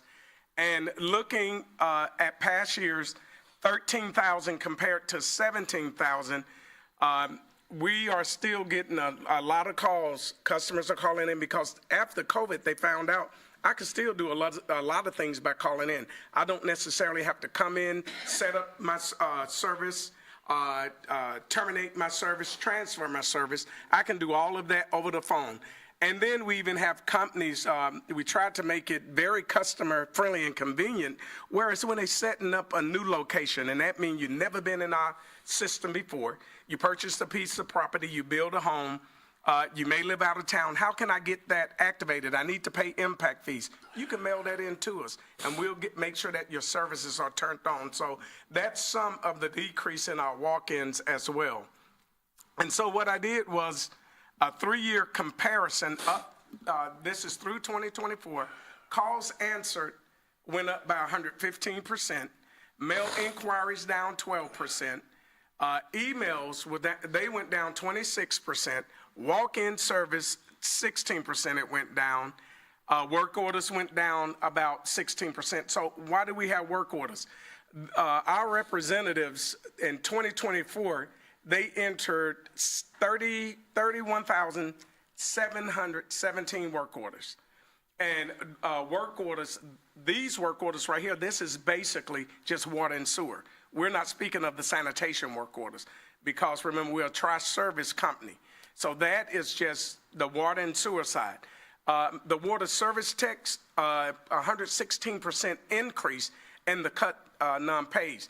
And I know we don't like to hear that in a board meeting, but if you think I took 24,000 customers, that ended up being $7-point-something million that we were able to get back because those guys had to go out, cut the customer off, and the customer called back and say, hey, you cut my water off. Yes, we had to. You haven't paid your bill in 3 months. And so although we don't want to do that, we have to do that in order to get customers back on track and to be able to direct them to any agencies that they may need to tap into if they're having some financial difficulties and may need some help. So when I say a one-stop or one resolution call, if you're having issues paying your bill, we're going to tell you, contact Catholic Charities, Salvation Army, Community Action, Council on Aging. So we will give them that help, even to the point which I don't have the number of promissory notes that we have done this year. And yes, these CSSs, Customer Service Specialists, they also set up a promissory note. Gabe comes in, I got a $500 bill. You guys, I cannot pay this bill, but I have 5 kids and I can't afford to get my water off. Okay, you can pay 20% of that down, and we'll set you up with a promissory note for 6 months. Do you own the property? Yes, I do. We can go 12 months, but we have to file a lien on the property if you own it. And a lot of the customers, but it's no interest, no interest.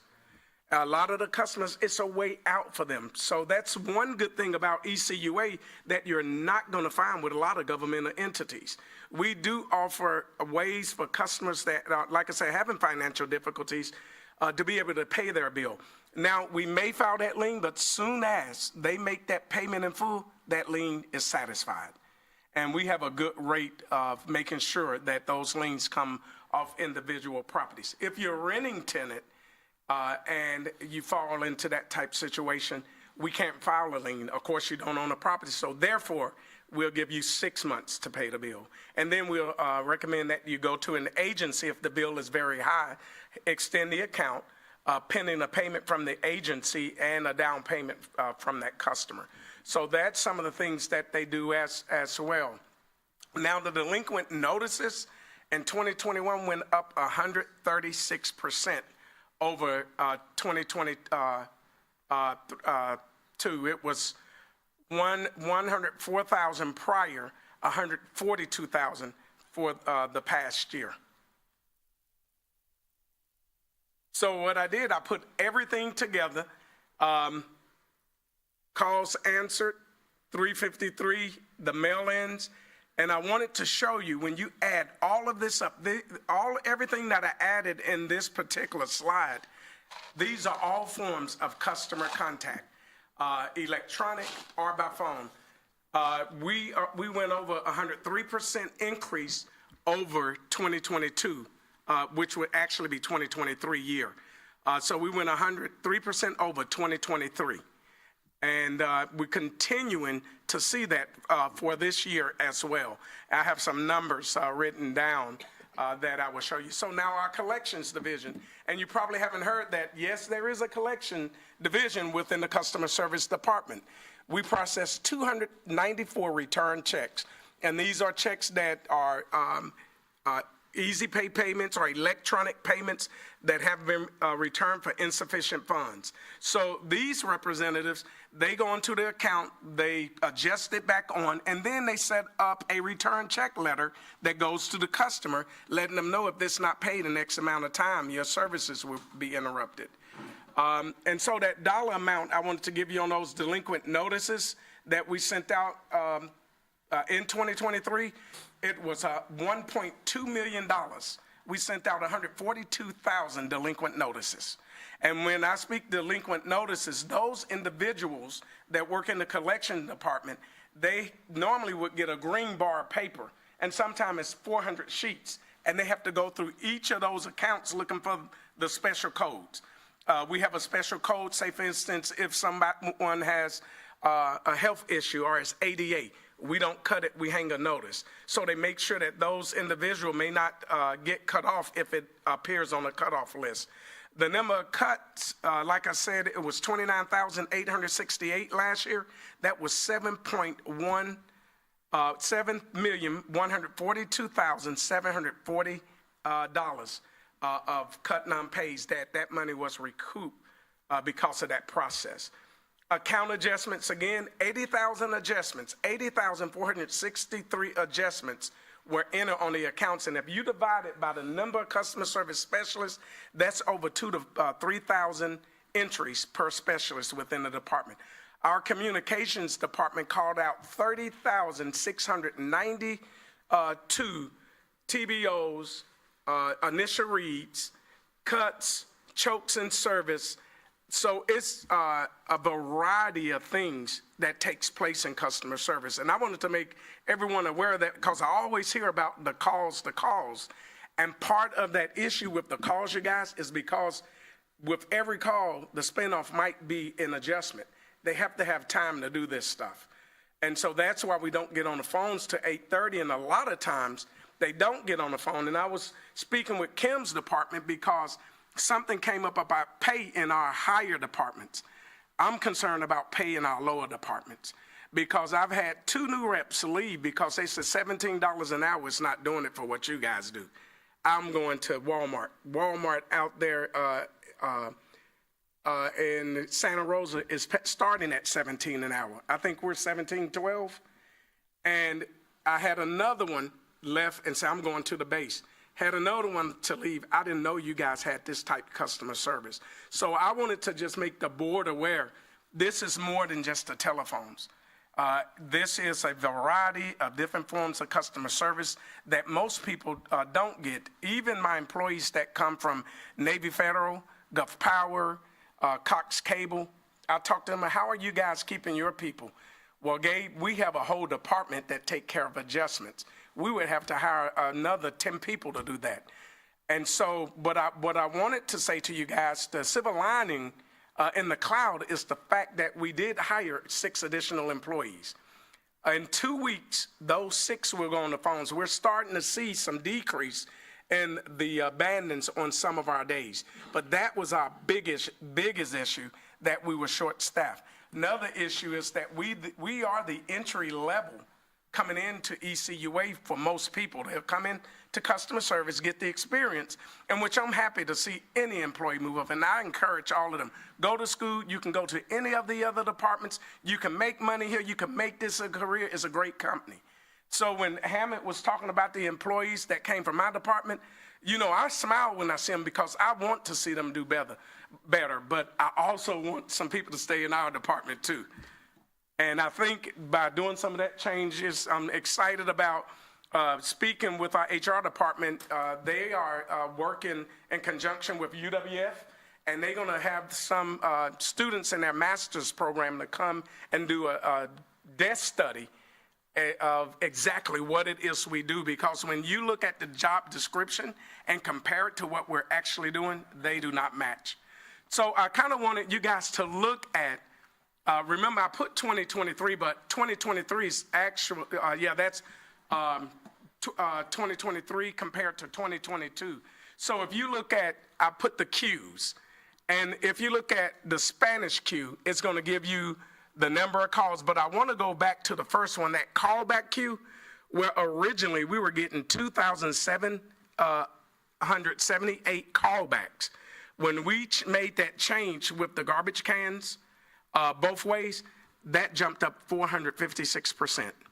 It jumped from 2,000 to 12,000 because we got a backlog of calls, and so customers start selecting callbacks. And so you can imagine the stress and the morale that it put on those employees. And I'm just going to be candid if I can. I would just suggest to the board, whenever decisions are made like that, we need to make sure all parties are together, because when we did that can swap, it was September, it may have been August, and we said we're going to do that October 1. We were already dealing with the bulk, and it just mounted stuff. And we all here to make ECUA work together and to move forward. And people say, you know what, that board and that team, they work together to stop these bottlenecks. That's all that I ask. Let's just make sure, because another thing, another part of the trifecta, when we did that, sanitation hadn't even ordered the cans. So now we're out of cans, and they're out of cans again, and we are getting blown out of the water about it, you guys. And that's why you're hearing from your constituents.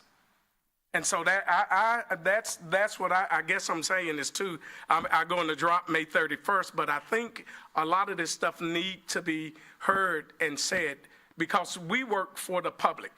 You guys lead us, but in that decision, you guys, like I said, it was no cans. I had talked to Gary. He said, Gabe, I don't have any cans. The amount of cans that came in only served the people that wanted an additional can, but you had new customers coming in, and we didn't even have cans for them. And so I just wanted to bring that up right there. We all in this together to win it.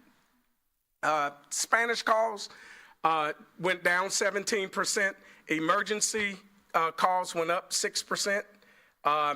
Billing inquiries went down. But I want to get to our sanitation queue. If you take a look at it, it went up 139%. With what I'm looking at from 37,000 to 43,128 calls. And then the customer service queue, that queue always go up because a lot of the customers, when they can't get into the specific queue, they say, I'm just going to push any queue. And so I wanted you guys to kind of see the variety or the different queues that we have and how they come in. And that is just a graph of that. So all of that right there is what happened last year.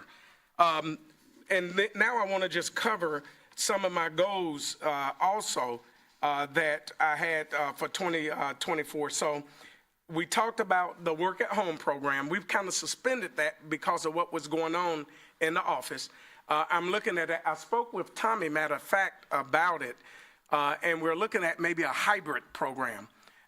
Where, because we do have some individuals and probably 50% of the employees keep asking, what about the work from home, work from home?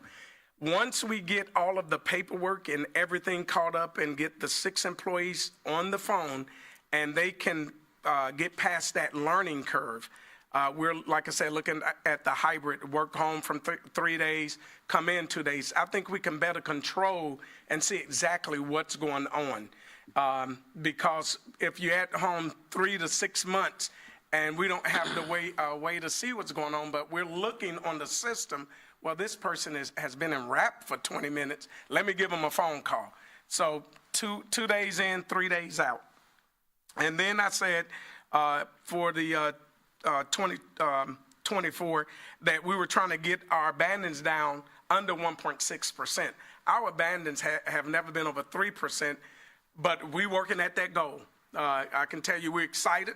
We have 6 employees. We're going to get back where we were.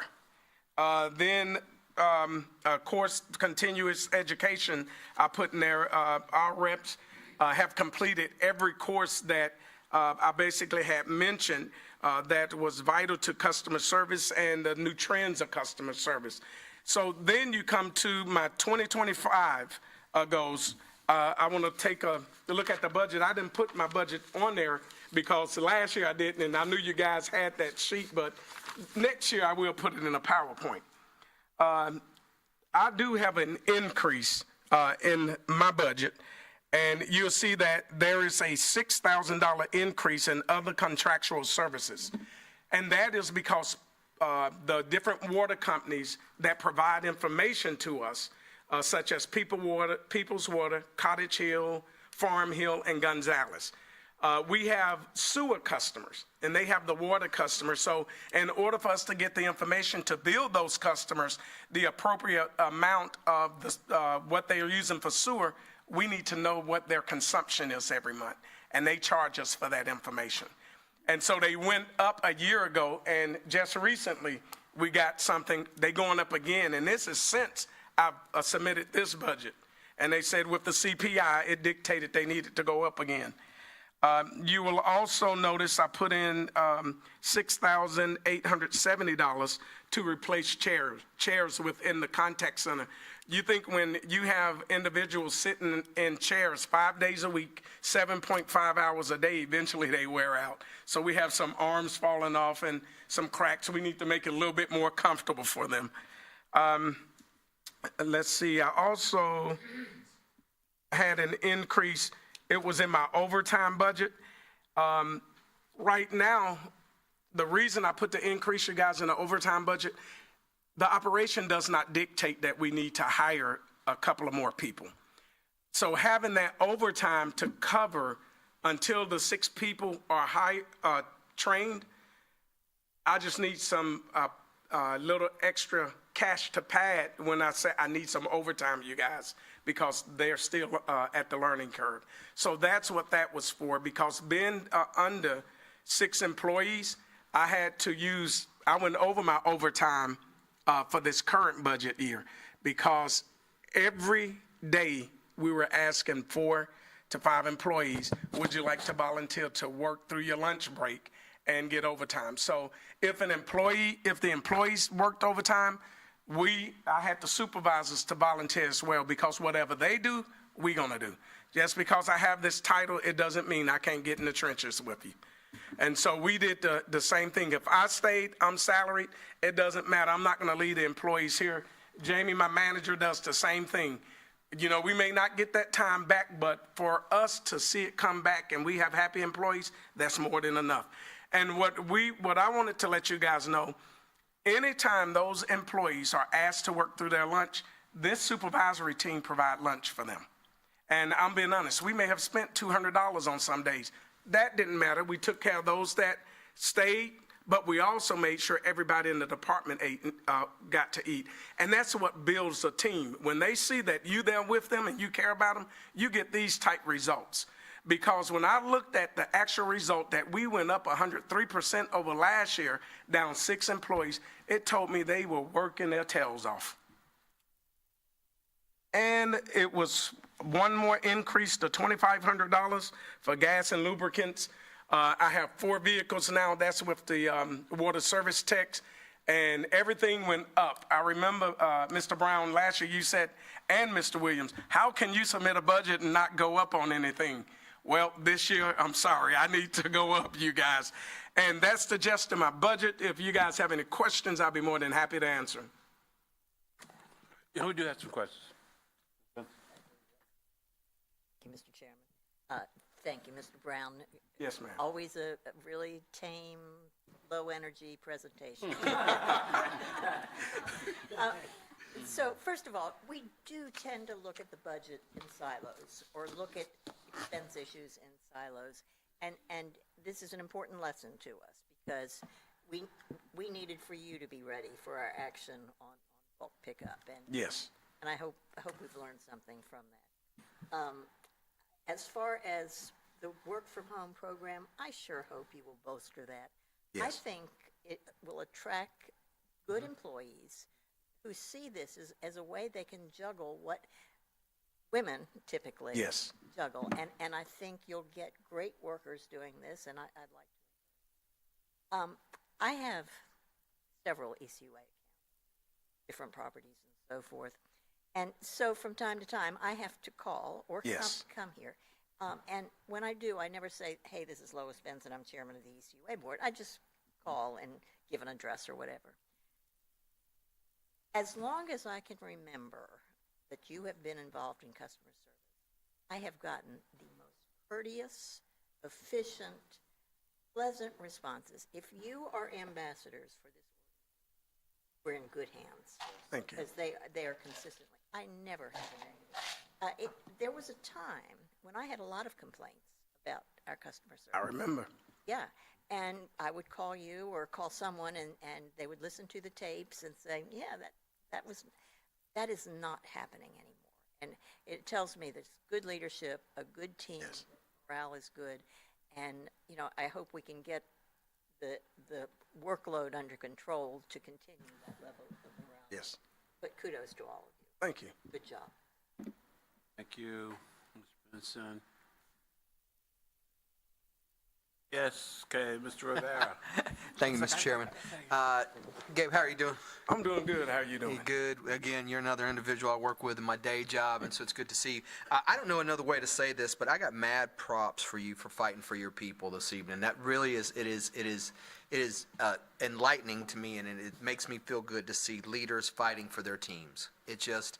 It's something we don't see across the board in the world anymore, so thank you for your work with your team in that manner. Could will I say. add something, Mr. Rivera? Yes, sir, please. I have Yes, to sir. give the Mr. props Brown. to Bruce because I'll go to him and I'll bring up stuff. Yes, sir. And he's open, and he'll tell any of us, my door's open, come talk to me. So I have to give that to him. Very good. I'm able to speak honest and candidly. Yes, sir. I appreciate it, Ms. Brown. And so a couple of things I do have questions on. What do you do with the liens if they're not satisfied? What, I mean, are we sitting on a bunch of liens right No, now? That's no, kind of, because here's what happened, Mr. Rivera. yes, sir. Gabe Brown got a lien put on his property. I went to sell my I'm selling the property. All of a sudden, in the title search of the person that's going to buy it, said, well, there's an ECUA lien on it. Oh, man, I thought I was going to get away with that. We collect it that way. Yes, sir. Okay.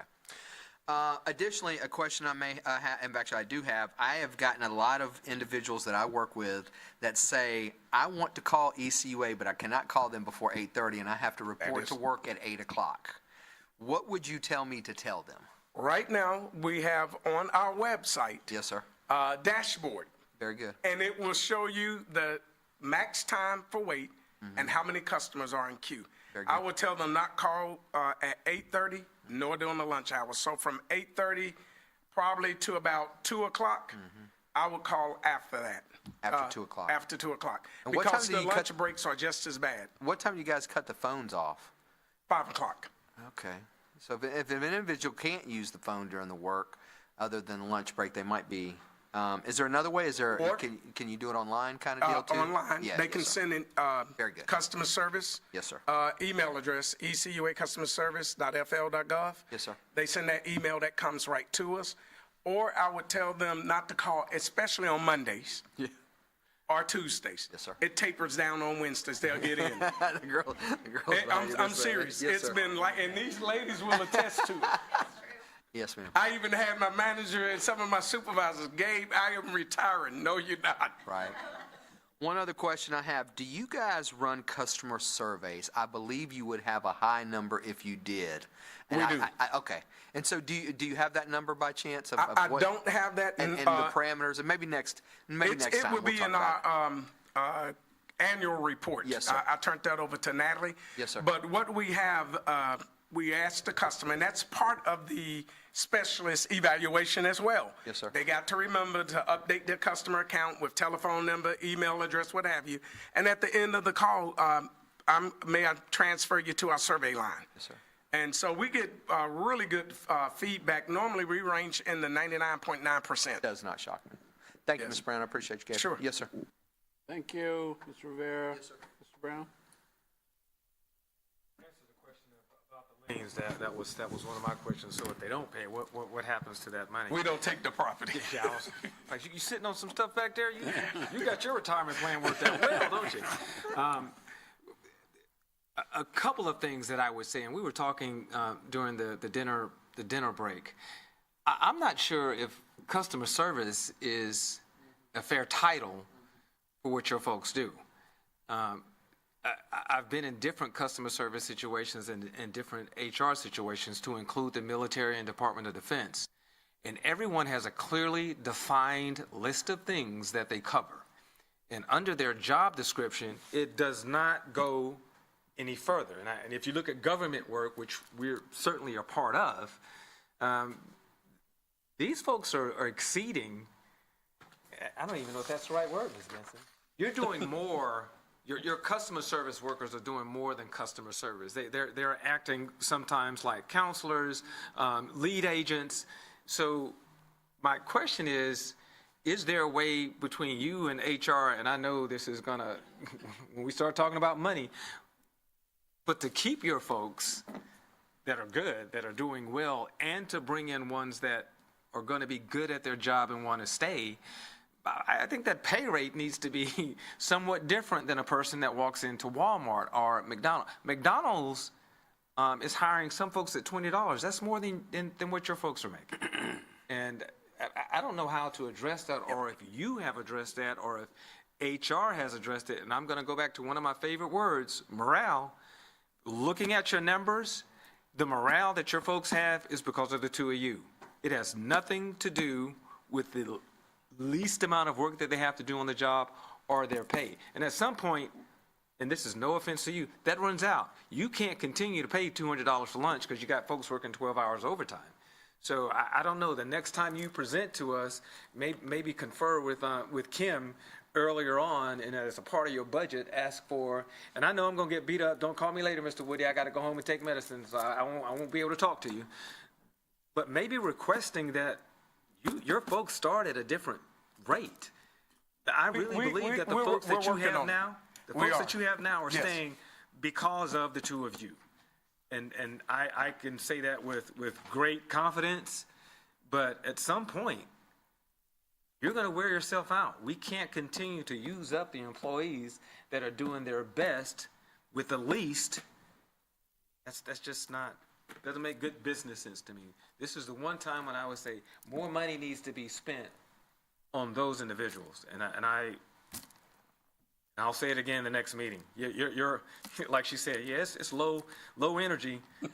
We get it, but We like what we do. we can tell. And I think you should be rewarded for that, not just with a piece of paper or a presentation every quarter, but your pay should reflect the job that you do. Personal opinion. Just to add, I know the pay, but Jamie is a 33-year employee. Wynette is a over 21-year employee, and I'll be a 30-year employee. And I believe all of us, we're here just not because we're committed to our job, it's because our predecessor treated us the same way. We saw the same leadership. And that's what we're trying to do with the individuals that we have, because within probably the next 3 to 8 years, you're going to have at least 5 of the people in management within the customer service department parting. So we're trying to mold and shape people into moving up and encouraging them to go back to school as well. Kudos. Keep up the good work is all I will say. Who was your predecessor? Nettie Williams. Okay. You remember Nettie? I've talked to her once, I think. You do a lot, but I always get these calls. Say I need to speak to a supervisor. Right. Can't get a supervisor. What can I tell these people about, how can we get customers who want to speak to a supervisor,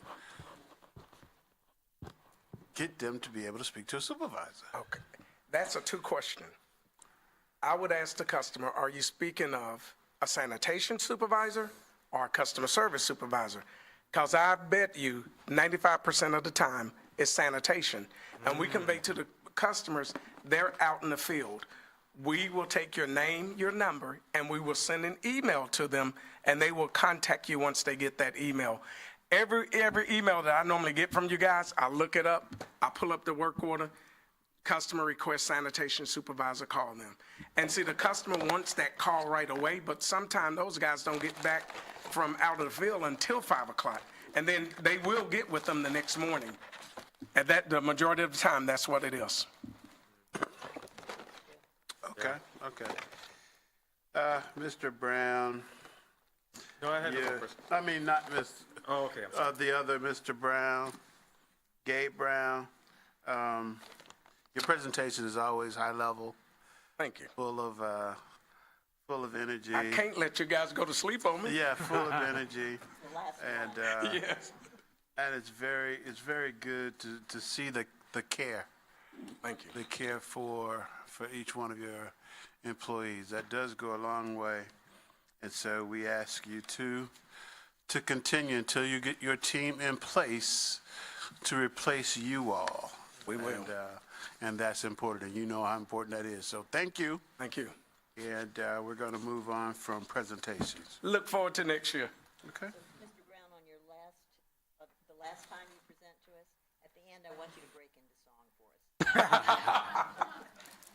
us. Look, the year I retire, I'll do that for you. Okay, good. That's why I'm thinking about it. Okay. Okay, so that concludes our CSC budget presentations for today. We're moving forward to unfinished business. Is there any unfinished business? Man, they are just waiting for me to go through this list. That's all. Okay, so that's what I'll do. Any new business? She's packing up already. Are there any committee communications? I have no pink slips for open forum. And I want to thank all the members who stayed for not only today, but who've been here in attendance for the duration of all three of these meetings. We schedule them in advance, and I'm sure all of us are people of importance, whatever our profession or whatever we do. And we appreciate those who came, stayed, and were engaged in the last 3 days. And thank every one of the members of staff who presented and also stayed for all 3 days. This concludes our meeting. This